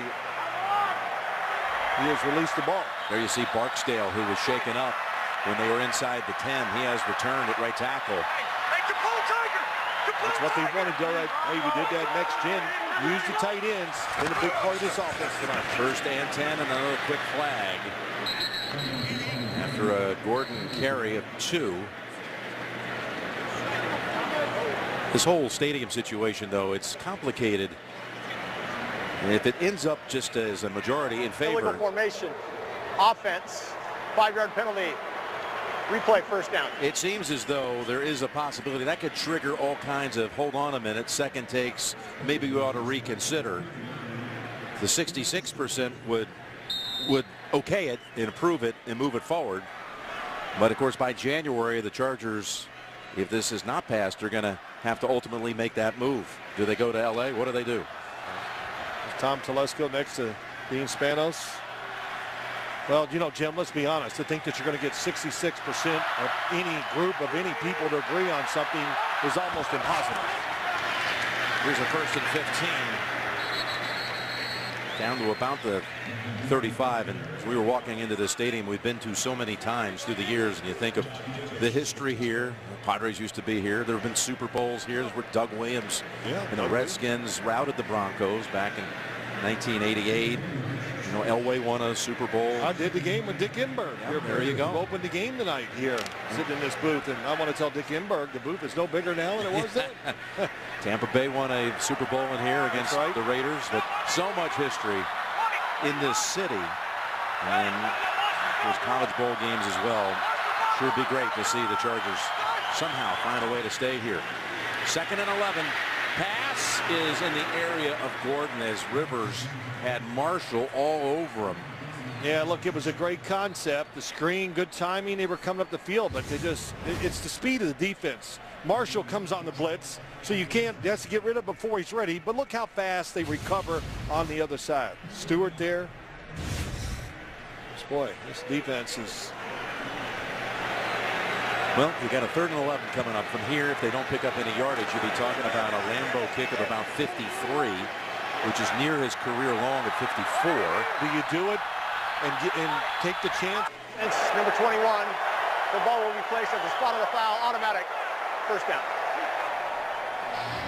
Second Denver penalty on this drive. The Wolf roughing the passer, and then this one on 3rd and 11 on Talib. Yeah, look outside that little hitch and go. Aqib Talib reads outside the end, so that was his chance. He thought, I got the pattern. They're trying to pick up yards to maybe kick a field goal, so he was going for the interception. That's where he gets most of his, looking from the outside, going inside the receiver and making the play. So the ball spot at the 20. I know we had a brief signal loss there for a moment. Sorry about that. Here's a first down snap from the 20. Rivers is looking downfield for Gates. Well, I'll tell you what, you cannot get rid of the football fast enough, can you, Jim? I mean, we're way up here, and that pocket, it collapses fast. You know, that time that was Billy Wynn, 97, and pushed back there. They've been getting a lot of pressure, but they do not have a sack tonight. Nope. But it stops completions. Doesn't seem like Rivers and Gates are in sync like they have been for years. And a 2nd and 10. Now, Hunter Henry's been another story. Here's another pass play coming up. In fact, no one there. Again, it was Gates. Gates, boy, Aaron Stewart all over it. Rivers looks frustrated off these last 2 throws in Gates' direction.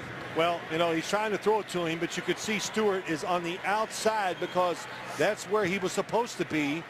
Phillip Rivers doesn't like it, but Stewart knew he had somebody in the middle to help him if Gates broke across the middle, so stayed outside, nowhere to throw the football.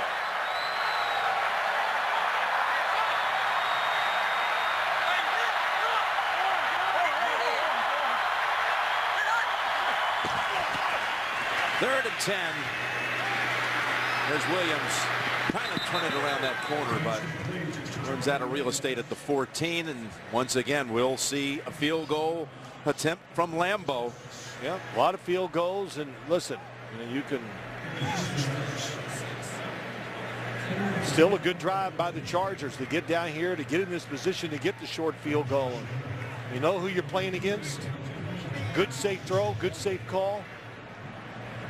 Put the pressure and keep the pressure on Denver's offense.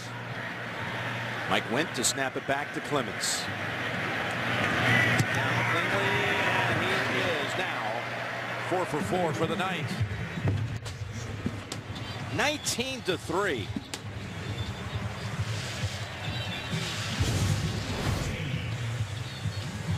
Still a 2-possession game, but Rivers is unhappy that they're settling for all these field goals. Oh wait, man, we've been bragging about him all night, how positive he is. That was not, but hey, he knows they got a chance to put the game away.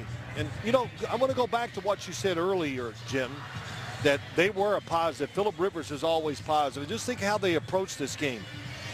You know, he said to us, hey, I'm not going to walk down the hallway and I see guys, I'm going to smile and say, hey, let's go. I'm not moping around here. That's not going to help. Doesn't help anything. I'm going to act like we won them all. That's what he said.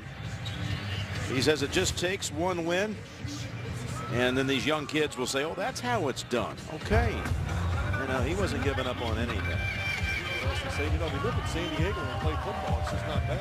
Yeah, it's a fine balance, though. You want to try to be positive, but you also don't want to act like these losses don't hurt. No, that's right. Well, I think they know that, and it's, hey, the great attitude that they used this week has come out in this game so far.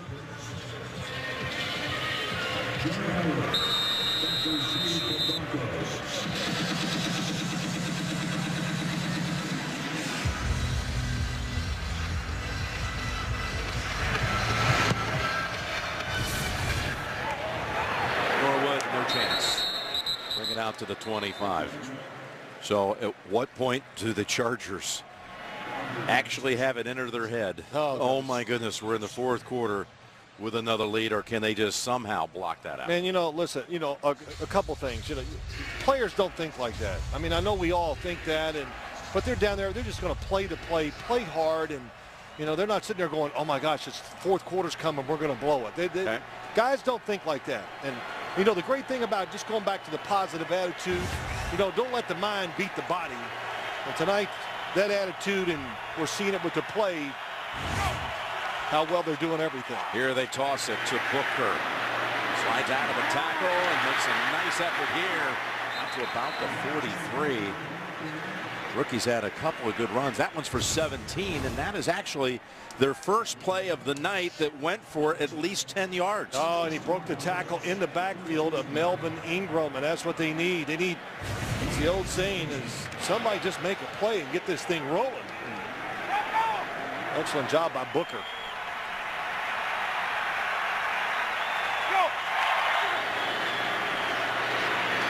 Pass it over to Booker. He collides with Jatavis Brown.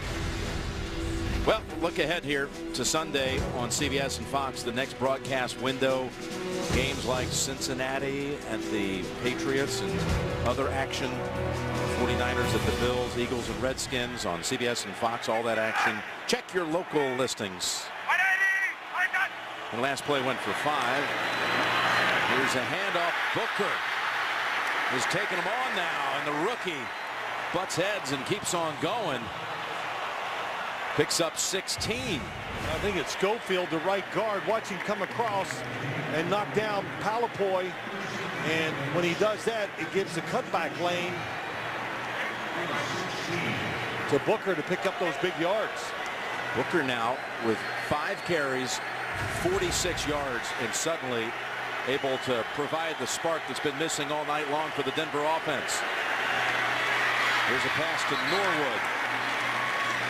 And he goes out of bounds after another gain of 6. Well, this time Denver's play calling, of course the runs help, but these short passes on first down, that's what they're willing to give up, San Diego. But the problem is they're good. Denver's offense is they're throwing those into 3rd and long situations. They'll give you the short ones. Good calls on first down, though. Again, the likes of Emmanuel Sanders tonight, 1 catch, which was on their first play, for 6 yards. C.J. Anderson now says Booker can run, I can too. Got a flag out back at the line of scrimmage. That was a best effort of the night. Offense, number 61. 10-yard penalty, replay, second down. Paradis takes away Anderson's best carry. So say Paradis has had some really good blocks so far tonight. Watch 61 right in the center. Missed him real quick. It was a takedown, so that was a good call. Really having a good year, though. Very, very good run blocker, Matt Paradis.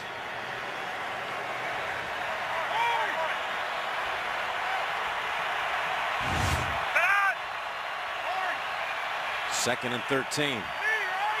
Booker has returned to the backfield. He got this drive going.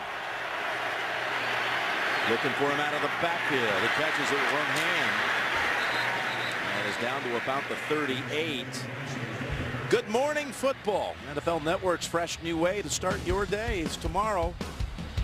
Get all the latest around the league, plus the fantasy advice to give you an edge in your matchup this weekend. Good morning football. Yep. A little bit of everything. Tomorrow, 7 a.m. NFL Network. Nate Burleson, Kay Adams, Kyle Brandt.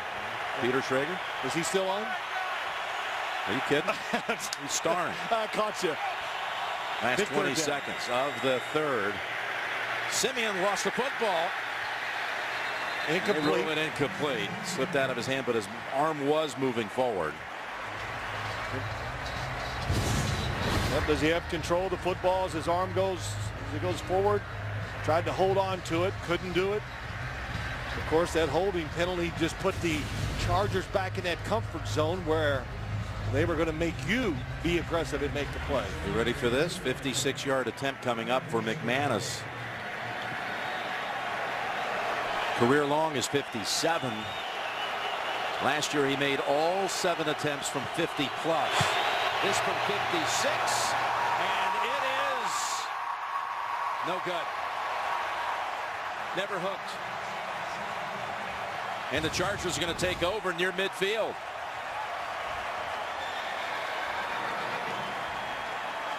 Plenty of distance.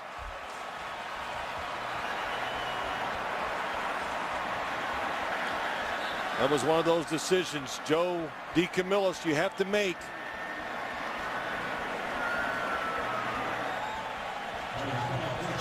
Wisenhut's offense is going to start off with another excellent position at the 46. And the Broncos have been held to just a field goal.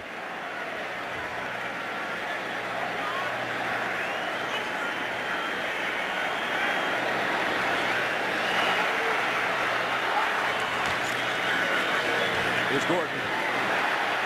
And he's able to burst through. Got caught by the ankles by Marshall. But 19-3. Chargers after 3. Back after this message. And a word from your local station.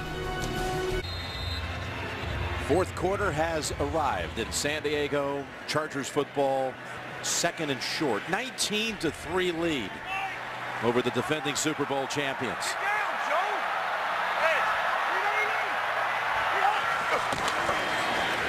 Here's a carry. Gordon, he's close. By the way, a lot of discussion and scrutiny about the national anthem. Just to be fair here, during the quarter change, they played God Bless America. Philip Rivers in the middle of a drive. He paused and was singing, and you see in the background Melvin Ingram along with Jatavis Brown, hands over their heart. It's a good sight.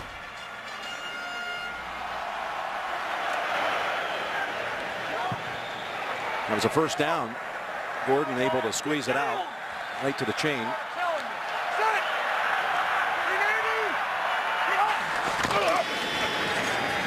That's Gordon.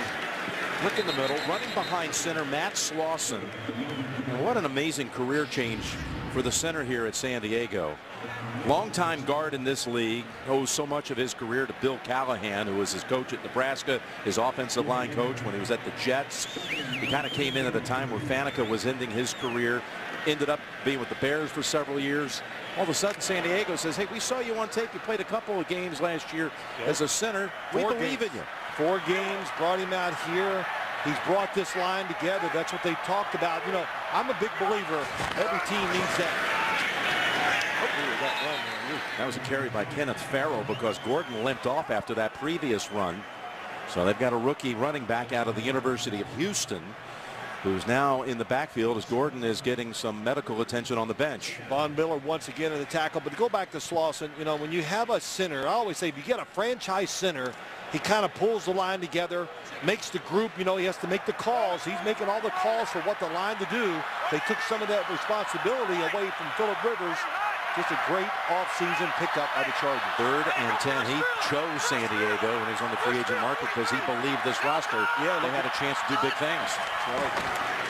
There's the draw play to Farrow, and he is tackled by Davis near the 38. And this is going to be an interesting decision coming up here. And because if you kick the field goal and you make it, you got a chance for a 3-score lead. Yep. And if you miss it, you're going to set up Denver. No, I love this call. You're right. Sorry, I didn't mean to interrupt you there. Just don't even give Denver, make Denver work and drive the length of the field. Mike McCoy did not hesitate to send in the punting unit.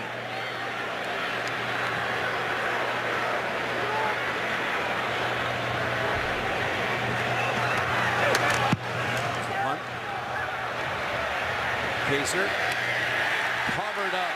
What a play. Oh, and a Denver player, Norwood, came in.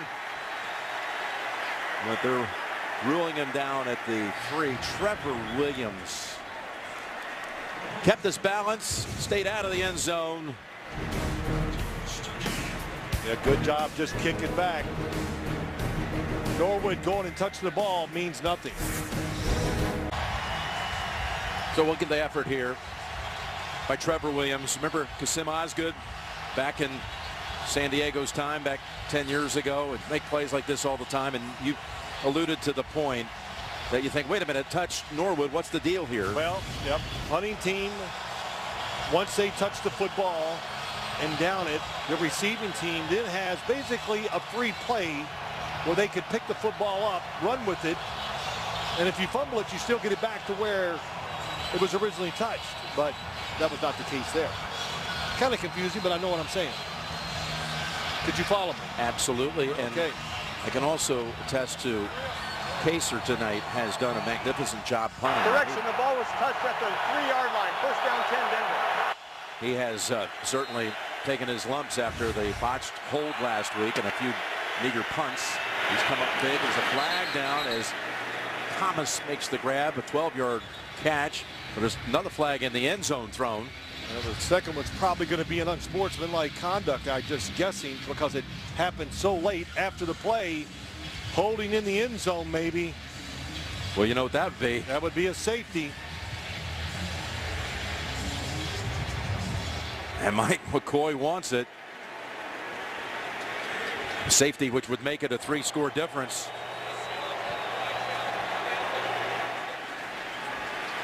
Ingram's already starting a celebration. Let's see. Yeah, be careful. Be another flag. There were 2 fouls, both by the offense. After the play, personal foul, necessary roughness, number 85. That penalty is declined. During the play, holding in the end zone, offense, number 76.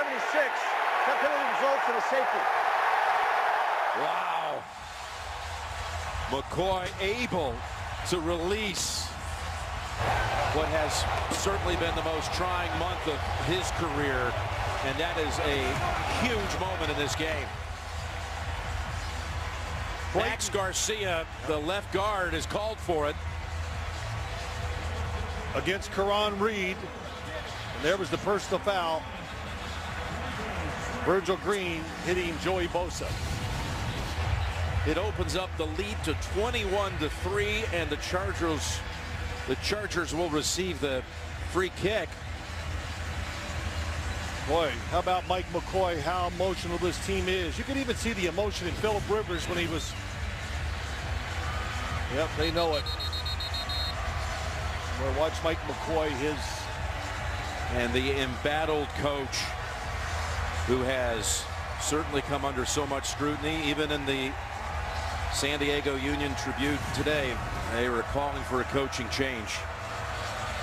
Well, he said we're a lot better than this 1-4 record. Of course, I believe that too, but you got to finish these games off in the NFL. And I've seen their offense. John Pagano, the defensive coordinator, you know, an honest guy, just says we are so close to playing really, really good defense. But I told you, they do so much sometimes that they hurt themselves. They make mistakes. But boy, 3 possessions are got a lead now, and that defense has been awesome all night. 3-possession lead, and the football about to be in their hands. Boy, this short kick here. They'll catch it. Careful. Oh, it falls loose, and look, Denver recovers at the 50. And finally, says Joe DeCamillis, a break for our side, as that was Kenny Wiggins who tried to make the catch. I think they did this on purpose. Oh, no question. You know, he kicked it end over end, which is not what a punter would do in a situation like that. So Shiloh Ko recovers. They kicked it so short, you had a guy like Kenny Wiggins trying to make the catch. You put a guy in position who never handles a football to have to try to make a catch. So they exchange 2 points to get from the 3-yard line to the 50. That's in essence what happened. But of course, those 2 points have made it a 3-score differential. So the biggest gaffes of the evening by the Chargers, both happening on special teams with the Benjamin muff, and now this one right here, Wiggins. I'm sure there's not many times in a week that he's going to practice trying to field a punt. No. He's just trying to be ready like he was tonight to be called into the game if somebody gets hurt. Which he was for a brief while when Barksdale went out. I know you look at this situation here. This is a must get points on the board for the Denver Broncos.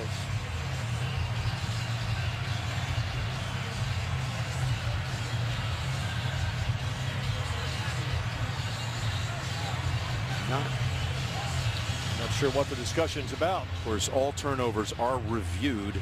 I don't know exactly what the delay is, but Rolstad staying out on the field and says, okay, let's go. And McCoy, who has got to feel like he's been snake bit far too many times, now must again lean on his defense to ensure that Denver doesn't gain any momentum. Simeon complete to Green, and it's only good for 6. Well, the Broncos win the vote in the can vote. Bud Light beer with your team on it. All right. I was worried about it. I'm glad that result is in. 2nd and 4. Sanders with his 2nd catch. Wow, what a hit by Brown. Well, that's what they're doing. They're just said it many times. Now you just sit there, wait, catch it underneath, make the tackle. 3 scores down, so you got to be careful. Know that don't take a chance. A field goal keeps you in the game. Simeon's going to tuck it under. There's a flag back in the offensive backfield.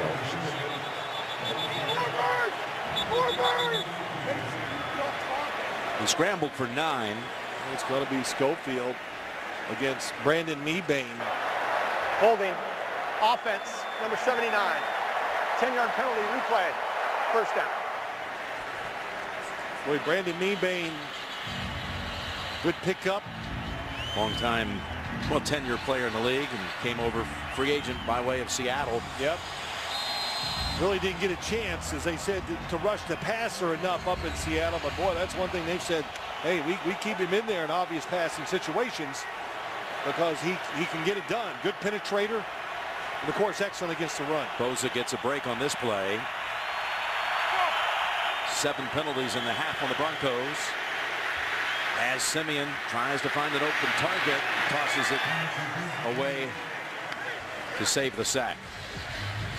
With NFL Game Pass, replay the games you missed with condensed games in 45 minutes, or the full broadcast versions get the new midseason offer today. NFL.com/Game Pass. Well, twice they've had a chance to get this game back to where they wanted, the Denver Broncos. And what has happened? Both times they've had penalties. And those penalties now put them in that situation where that play was there for Trevor Siemian to throw it short. He was looking somewhere else, and hard to pick up big yards when you're playing soft coverage. 2nd and 20. It's Norwood with his big catch. He had 7 on the season coming in. Good for 11, but it'll be a 3rd and 9. Broncos at the San Diego 36. Yeah, good move. One of the few missed tackles we've seen by the San Diego defense tonight.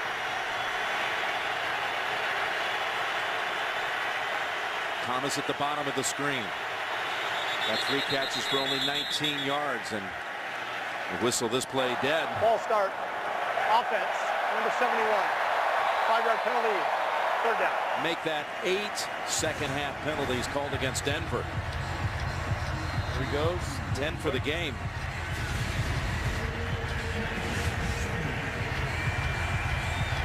Almost as many penalty yards in this half as total yards.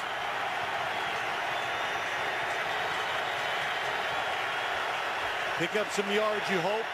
Get in field goal range. Bosa back out, and that defensive line is Siemian. Across the middle, he's got Sanders at the 21 and a 1st down. There you go. That was some throw. Trevor Siemian, going to see in the top of your screen. Just threw it right over the top of the linebacker in front of the safety. Sanders hurt, and he's down on the sideline with his helmet off. Benny Fowler in for him. 1st and 10. Siemian almost intercepted as he was trying to feed Norwood for a 6th time. That is Mager, who made a play on the ball. Boy, 29, Craig Mager has had a good night. Just reading the quarterback. Don't fault the decision of Siemian there, trying to make the play, being aggressive. We started the game out. I said he's poised, not afraid to take chances and make big throws. Just hadn't had enough opportunities tonight to do that. 2nd and 10, draw play. Anderson within 1 of the 1st. 3rd and 1 coming up. Our center, Matt Paradis, that time had a good block down the field to help him get some extra yards.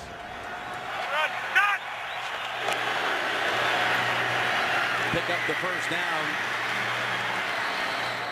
and chug along to the 5. Gain of 7. Well, this Denver team has scored its last 38 times in goal-to-go situations. They've come away with points. They got 1st and goal to go from the 5. Whistle. Nope. Play is ruled dead. Prior to the snap, first charge timeout, San Diego. Oh, San Diego got the timeout before the snap. NFL Thursday Night Football is sponsored by Cricket Wireless. Something to smile about. Geico, 15 minutes could save you 15% or more on car insurance. And by your local Lexus dealer and the pursuit of perfection. Well, this drive, this situation all comes from what? The punt that started it. Sanders back in the game.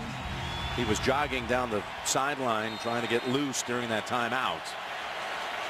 Had a big 3rd down catch to keep this drive going. 1st and goal. Sanders to the left, Thomas at the bottom, and they're looking Thomas's way, trying to fight off the defender, and is ruled incomplete. Well, excellent coverage on the outside. Casey Hayward. I think it was Casey Hayward last week that gave up that long pass on 4th and 2. It was in almost that exact same position, but the catch was made against him by the Raiders to help him win the game. Well, some effort by Thomas, though, to try to catch it and get his feet down. It was incomplete, though, clearly. And 2nd and goal it is. Simeon, pass intended there for Thomas, but again a San Diego player jumped in front of the route. Mager, I think he gets away with it. He does not see Mager coming across. Ball is high anyway. 3rd and goal. We have 8 minutes to go. If they fail to get it in here, Joe DeCamillis will face his biggest decision. He's down 3 scores. Right. Well, I think if nothing here, I think he will kick the field goal if they don't get it. Simeon in zone, and it's caught for the touchdown by Benny Fowler. Excellent pass protection. Gave Simeon extra time. He was looking to his right. There was nothing there. And then he comes back. By looking to his right, it creates that open hole in the middle of the field. And he finds Fowler. Fowler top of the screen coming across. See as he looks to his right. And nobody around him. Joey Bosa can't get there. A 3-man rush. Good pass by Simeon. Couple really good throws by Trevor Simeon that time. Manis adds the extra point. We have 8:08 to play. You saw Wiggins coming out onto the field. His fumble set it up. And the Broncos finally find the end zone 52 minutes into the game. NFL Thursday Night Football is sponsored by Walmart. This Halloween, save on candy, costumes, and more at Walmart. And by T-Mobile. Ditch your carrier and switch to the uncarrier. Well, what is it? It's nervous time now. For, these are tough situations. How to finish the game off. Of course, the Chargers have not been good at it. But right here, you got to find a way to get a first down. Gordon's had fumble issues the last couple of weeks. He's tackled after 1. DeCamillis was actually trying to set up something, either pin him deep or maybe even get a recovery down there. Oh no, he was setting up your play. That's why he's so upset. Been calling for it all year. They were in onside alert. The San Diego Chargers, nobody back but the kick returner. He wanted that ball kicked short where it would stay inside the 10 and they could make the tackle. If he wants to get him, there's Phillip Rivers' numbers. If they want a first down, they're going to have to throw it. 2nd and 9. And again, Gordon swallowed up by Jared Crick. Tracy, what do you hear on the sideline? Well, Jim, an update on Emmanuel Sanders. He has a left hip injury. He's running back and forth on the sidelines trying to loosen it up. They've called him questionable to return, Jim. All right, he got back in there for a play, then stepped out for the next one. Well, very conservative play calling, 2 runs. And now you got to be careful with the football.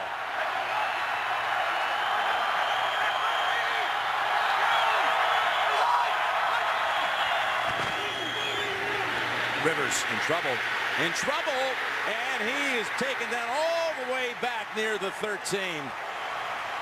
Shane Ray and a whole host of Broncos take him off the field in 3 plays and back them up 11 yards. Shane Ray on the outside, and what happens, King Dunlap so afraid of the speed getting to the outside, then he gets overpowered. And boy, Shane Ray, a first-round draft pick, is getting the hang of this, being around Von Miller, DeMarcus Ware, turning into some pass rusher. Yeah, Crick was in on that as well. Wolf and Ray. But obvious passing situations all night. They've had a hard time protecting Phillip Rivers. Kaiser standing near the goal line. He's been brilliant tonight. This is a good boot to Norwood. Backpedals 27-yard line. Might be a block in the back. No flag. As Norwood dances around to the 37. Oh boy, maybe another nail biter on the way. 59-yard punt. Next Thursday night, we're heading to Green Bay. The Bears and the Packers. NFC North action. Aaron Rodgers and the Packers get set to host the Bears. We'll have it for you next week. 5:45 to go. Simeon starts it out with a throw to Sanders. And he's got 6. Yeah, you know, hurt. Yep, that hip. Tracy Wolfson talked about it, but See, this is where you're in a position, you know what they're going to do. Denver gets you in this situation. Von Miller makes the sack. Can somebody do it for San Diego? Maybe it'll be Bosa. Here's the throw. So Fowler, who caught the touchdown, and he takes it across midfield. Steve Williams was trying to wrestle the football away from him. And it can't get more obvious in passing the football than right now of what they're going to do. 5 minutes to play. Simeon. Pass. Oh, what a hit. Incomplete. Fowler at the double hit. Boy, Simeon takes a shot, wants to get it. Just out of the reach of everybody. That's Adrian Phillips. Comes in for the second lick. A lot of big hits tonight by that secondary. Mike McCoy just praying his team can figure out a way to close it. They've been the best 55-minute team in football. Here's the throw to an open man, and Phillips has it all the way down to the 31, and they've already gotten now into field goal range. Why is that important? We were talking in the break that if anything else, if they got 3 here, the game is still open. Oh, yes, it is. 8-point lead, but I don't know what they did wrong there. Couldn't really figure it out why there was nobody backside in the zone, or somebody should have been running with him if it was man coverage. There's a draw play. Anderson sprints ahead for 11. Right up the middle behind Paradis. Chargers played it safe. So that running play is going to be there. You got pass rushers trying to get to the quarterback. Everybody else is dropping back. The draw play wide open. Broncos with 4:24 to go and all their timeouts. Set it up again across the middle to Anderson. He breaks away and takes it into the end zone for a touchdown. Incredible. A flag is out. Holding. Offense, number 73. 10-yard penalty, replay. Second down. First down.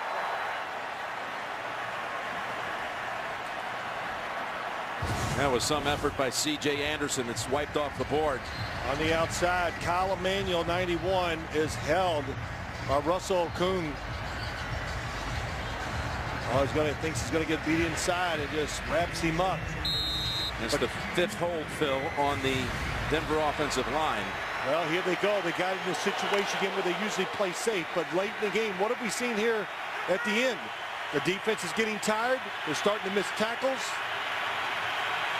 1st and 20. Back at the 30. Blitz.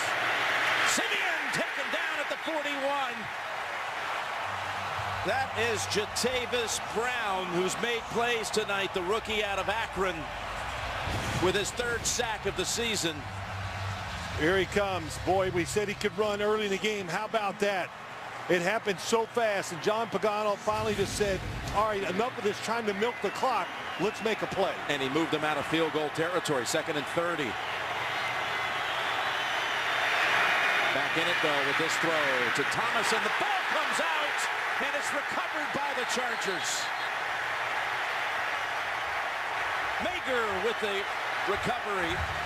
The hit by Brown, who had made the sack on the previous play. Oh, just helmet in front of the body.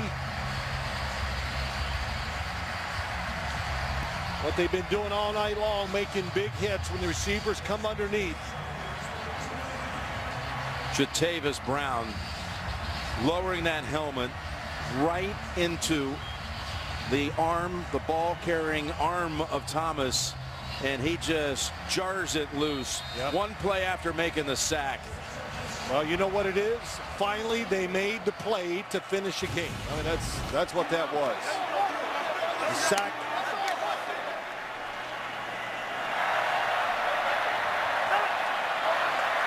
Bronco miscues, couple of fumbles lost. Missed field goal, a safety allowed. Not just in the 2nd half. And Gordon with quick contact by Talib. Timeout called by the Broncos. By the way, here's the lineup Sunday on CBS, dialing up regional action. Andy Dalton and the Bengals take on Brady and the Patriots, plus Baltimore and the Giants. Other regional action.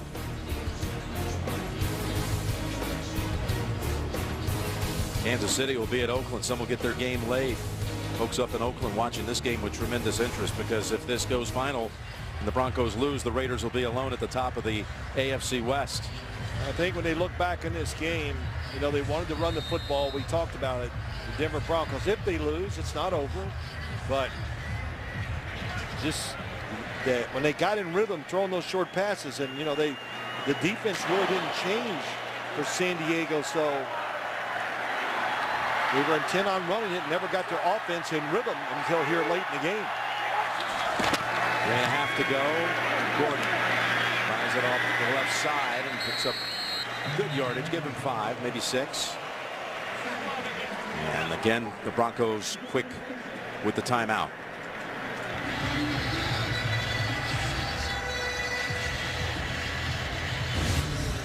And again, that AFC West, with Oakland sitting at 4-1, getting prepared to host Kansas City on Sunday. Some of you will see that on CBS. Denver at 4-1 after a 4-0 start. And the Chargers trying to somehow completely change their season, which now, after this week, would take them to Atlanta. And their next game after that is this team again, Denver, in 2 weeks. Well, the one thing San Diego, a lot of good things. Remember, one plan was to make sure Von Miller didn't do anything against the quarterback, so he stopped that. Flag at the line of scrimmage on 3rd and 6.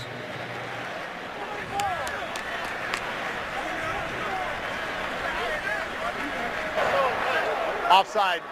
Defense. The nose tackle. It's a 5-yard penalty. Replay. 3rd down. And that'll be 3rd and 1. And a first down could pretty much close it out if they're able to get that yard.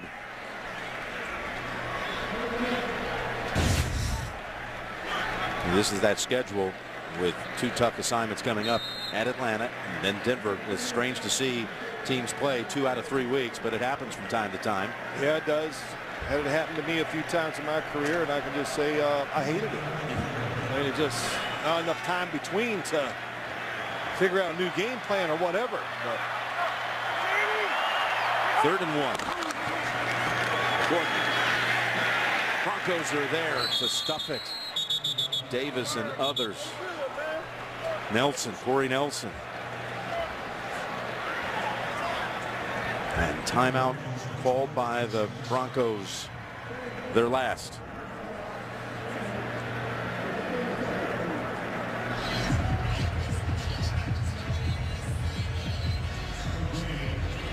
Well, Joe DeCamillis he's had a couple good special team things. I think thought that first to punt, and then he didn't get the kickoff the way he wanted it inside the 10-yard line. So pretty sure as most special team coaches,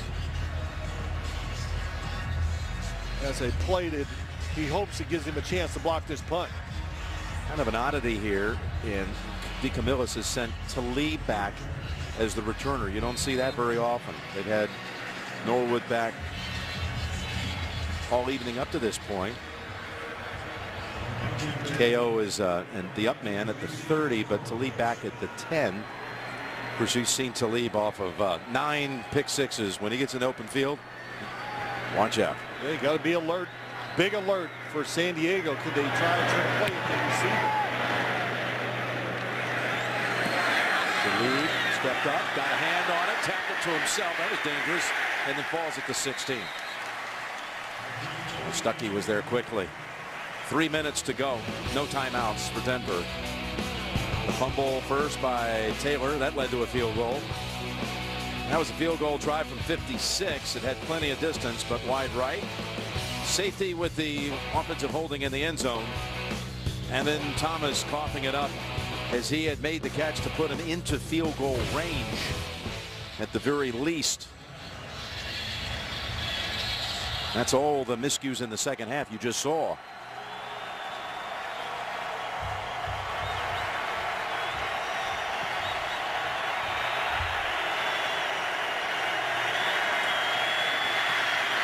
Simeon. Anderson to the 23, and the clock will run. They're going to give them the short passes to eat up the time.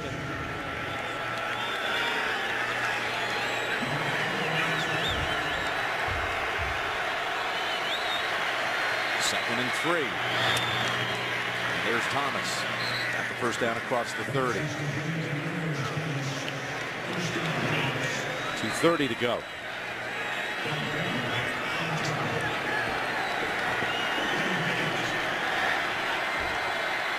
Rivers pacing anxiously. Pump fake now with a run option. It's Anderson. Just giving him all this little underneath stuff. Just make sure you make him throw it in front of the linebacker so they can stop all the runs after the catch. Not going to get another play before the 2-minute warning, as hard as Simeon was trying. So 2 minutes to go. 21-10 Chargers. You're watching Thursday Night Football.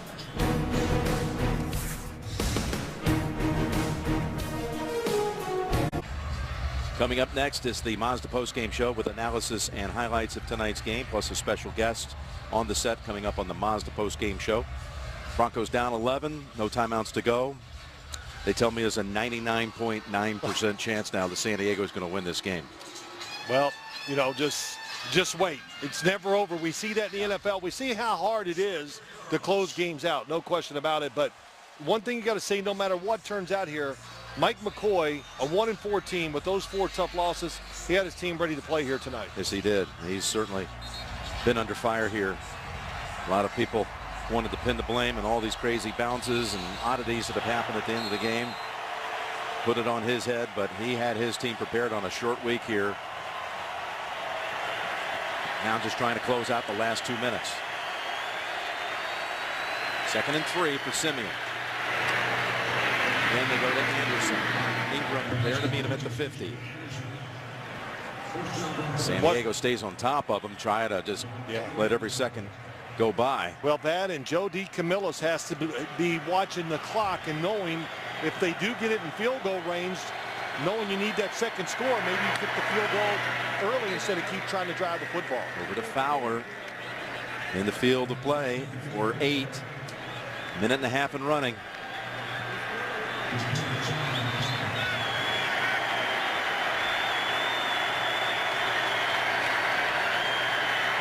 Simeon batted away at the line of scrimmage. That was Corey Legit. Legit and Joey Bosa was close to coming around the edge. Boy. Legit can't get past Garcia. Stands there and watches. Does a great job getting his hands up. Mazda post-game show again immediately after the game. Highlights and analysis and a special guest on the Mazda post-game show. 1:14 remaining.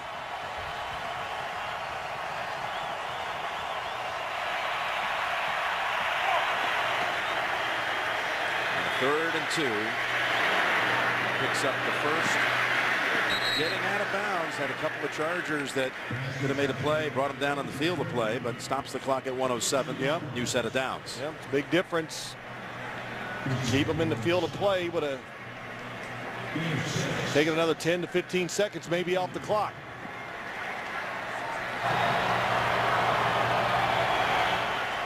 Now Thomas on the sideline. They're without Sanders. That hip just too aggravated for him to be out there. Incomplete. Trying to thread it to Taylor. And we've got Steve Williams down for San Diego. Slow to get up and now trying to walk it off. A lot of plays for this San Diego defense here in this 4th quarter. My gosh.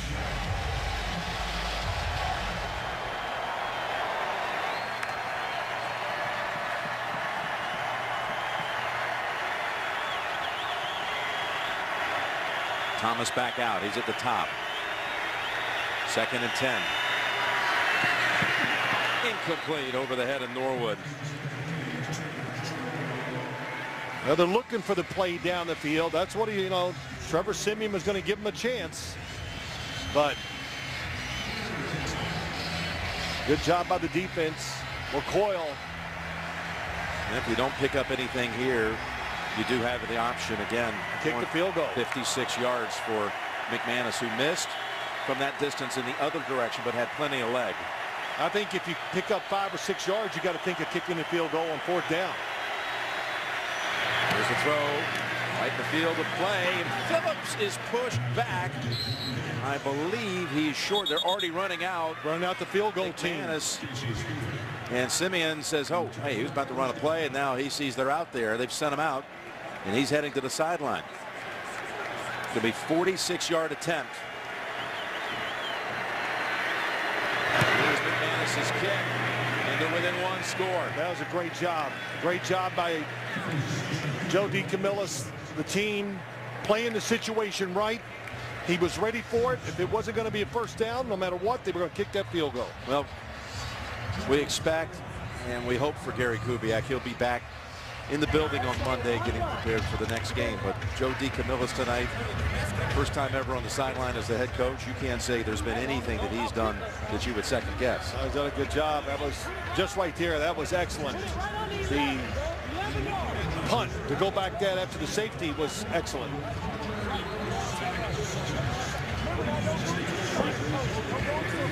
By the way, Phillips was stacked up and he was awfully close.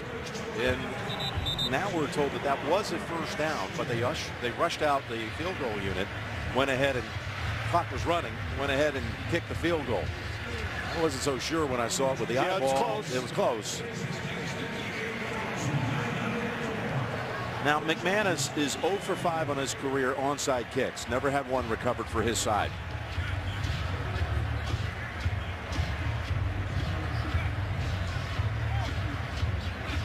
Jay Feely, you're down there. What do you think we're going to see from McManus? Well, Jim, he likes to hit the high onside to his right. NFL teams this year, interestingly, only 1 of 16. That's 6% on the year. Only 1. Hold on, whistle first. San Diego called a timeout right as he was about to approach.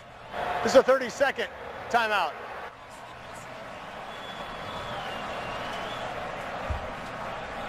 It's a good job. They waited to the last second, Mike McCoy, to see what they were going to do, and then he called the timeout before the kick was made. So Jay has been right every time on the onside kicks this year. Yep. Now every what do you time. do, though, Jay? Now that they've kind of played their hand, what do? They mix it up here? Well, Joe's got a bunch of onsides that he likes to do with McManus. He's got the onside middle roll. I think McManus is going to look back over to Joe DeCamillis, get the call, and go with the look that gives him the best opportunity. I still think they go with the high hop onside. That's his best kick. Jay Feely, who has a very close tie to Joe DeCamillis, they teamed up together. Joe was his coach for a while in this league. McManus puts it back on the tee. San Diego fans holding their breath. Well, there's a whole 30-yard gap, though, right over that front line. Yep. Puts it on the ground in a hurry, and it is recovered by the Broncos. My goodness, Taylor with the recovery. That onside kick there just hugs the ground, never pops up.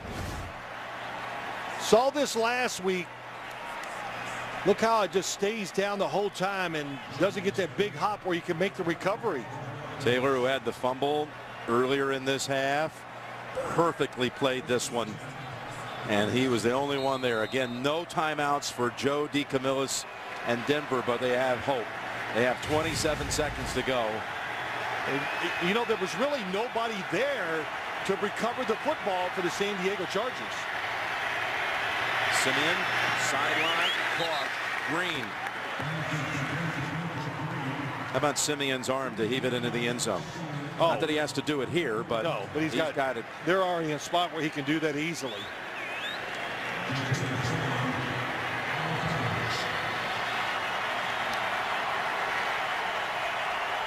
You said earlier that these players never think about the past, but I guarantee there's a whole legion of Charger fans all over the world right now who are thinking about what's happened in recent weeks. Got to keep them in bounds if they complete the pass. 2nd and 1. It's complete, and Anderson Cradles it, goes out of bounds at the 41. Boy, just wow. Tremendous job by Denver just managing this game. Mike McCoy just can't even believe they're still in this situation.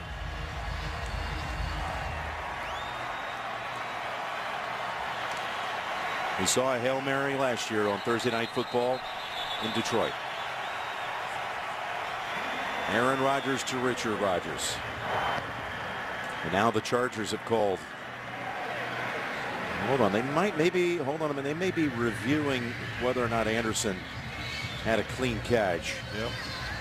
Got the timeout signal there.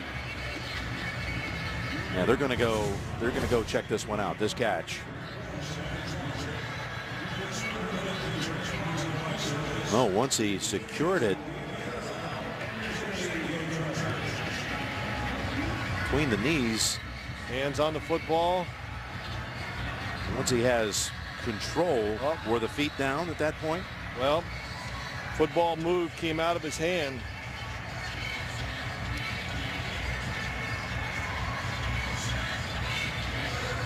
I think it's going to be incomplete. Well, it'd be either 3rd and 1 at the 45 if they overturn that, or it'd be 1st and 10 at the 41 if it holds up.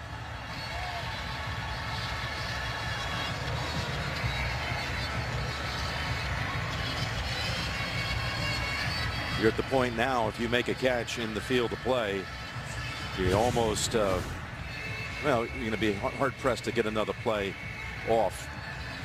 I'm not sure that once he secured it, that the feet were down.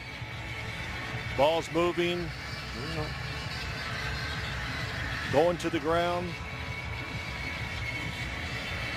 Is there enough there to overturn it?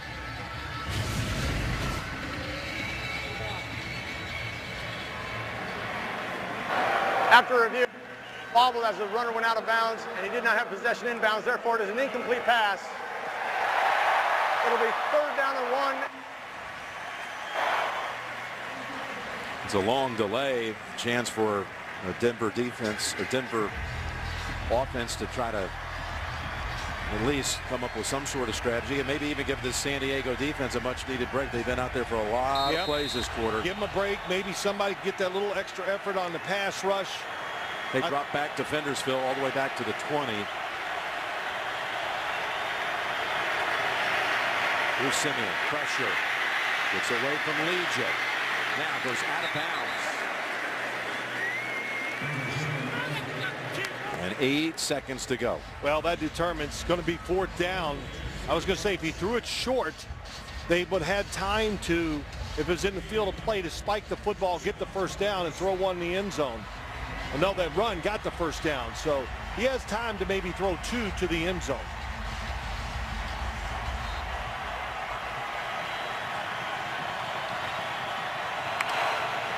They've got Fowler. They've got Thomas.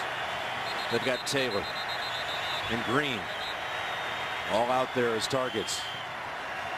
Putting size down here at the bottom. Now they're going to review now that last play and the spot. Spotted the ball.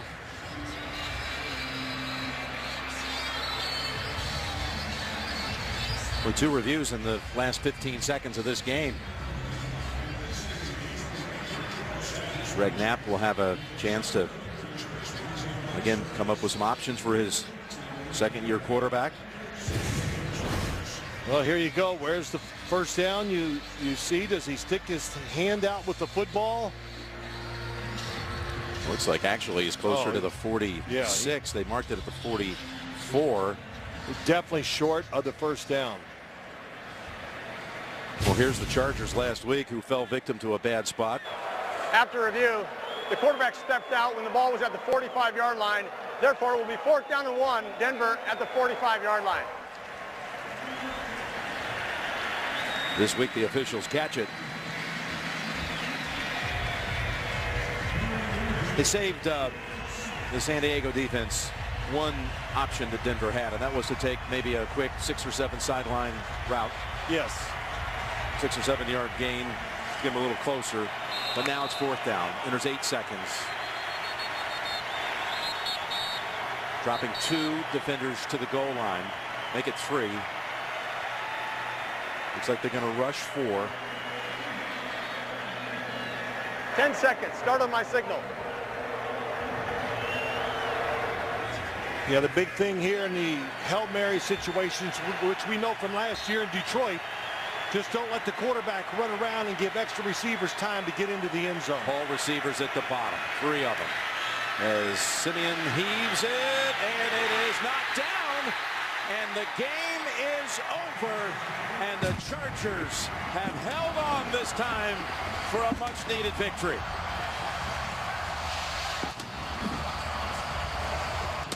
Batted down by Dexter McCoy. That throw was never deep enough.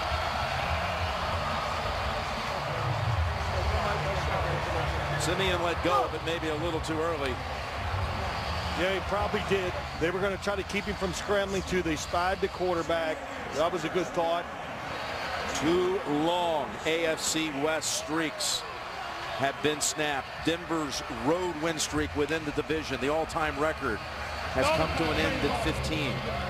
And San Diego's loss in the division, 10 in a row, has also come to an end with a victory over the Broncos to go to 2-4 on the year.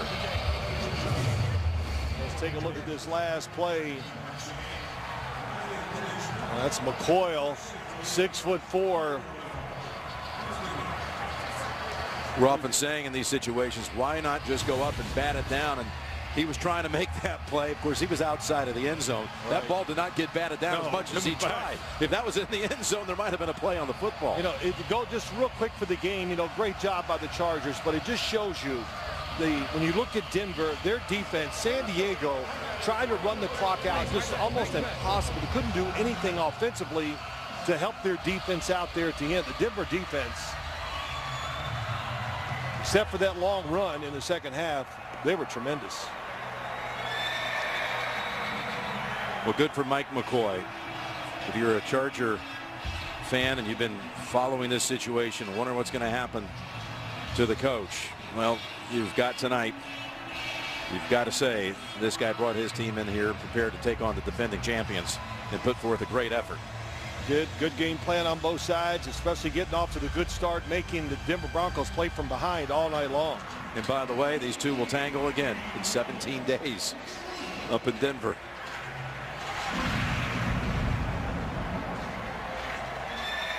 As the most relieved man in America.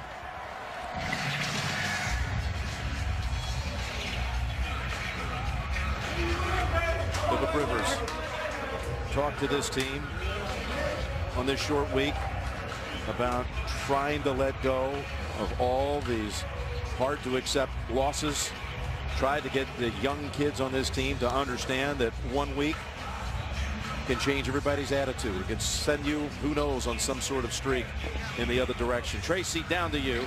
Well, I'm with Philip Rivers, and I was watching the whole time during that fourth quarter, pacing up and down, and then when they recovered the onside kick, what was going through your mind? Well, I was just, gosh, I was just afraid. Are we about to find another way? Gosh, it's been so long since we won a division game. We found a way to win. Our defense was awesome. We did enough offensively. We at least kept getting points. We didn't turn it over, but we would like to get some touchdowns there. But winning a division game is big. Now we go to Atlanta, and then we see Denver again in 2 weeks. But gosh, we're going to enjoy this. This will be a heck of a weekend. Well, you said it. It just takes one win. That's what you told us yesterday. What can this do for your team? Well, now we got to try to win 2 in a row, and then see if we can string a bunch together. You know, we had some of the worst things happen to us, and some that we caused that I've never seen before. That's put us in this situation. But you saw how hard we fought and hung together, and I know that's the character of this team. Wins like this in the locker room. I was a little teary-eyed in the locker room, seeing the guys and how excited they were, and just thankful to get a chance to run out here and play.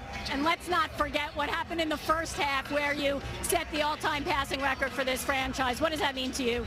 Well, it means a lot. I think you know, a lot of things race through my mind there. There's been a lot of guys contribute to those yards, blocking, catching, and then Dan Fouts, what he means to this organization, being in his color blue playing makes it even more special. So very thankful. I can see how emotional you are. Congratulations. Thanks. Boy, there is a lot of emotion there, no question. Takes over the record from a Hall of Famer.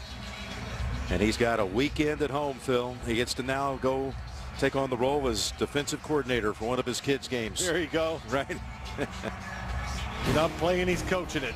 And We're talking about it. He was thinking about the past, but they were able to move past it this evening. A 21-13 victory by the Chargers. Coming up next is the Mazda postgame show. We'll be back with more after this. You have been watching Thursday Night Football, presented by Bud Light.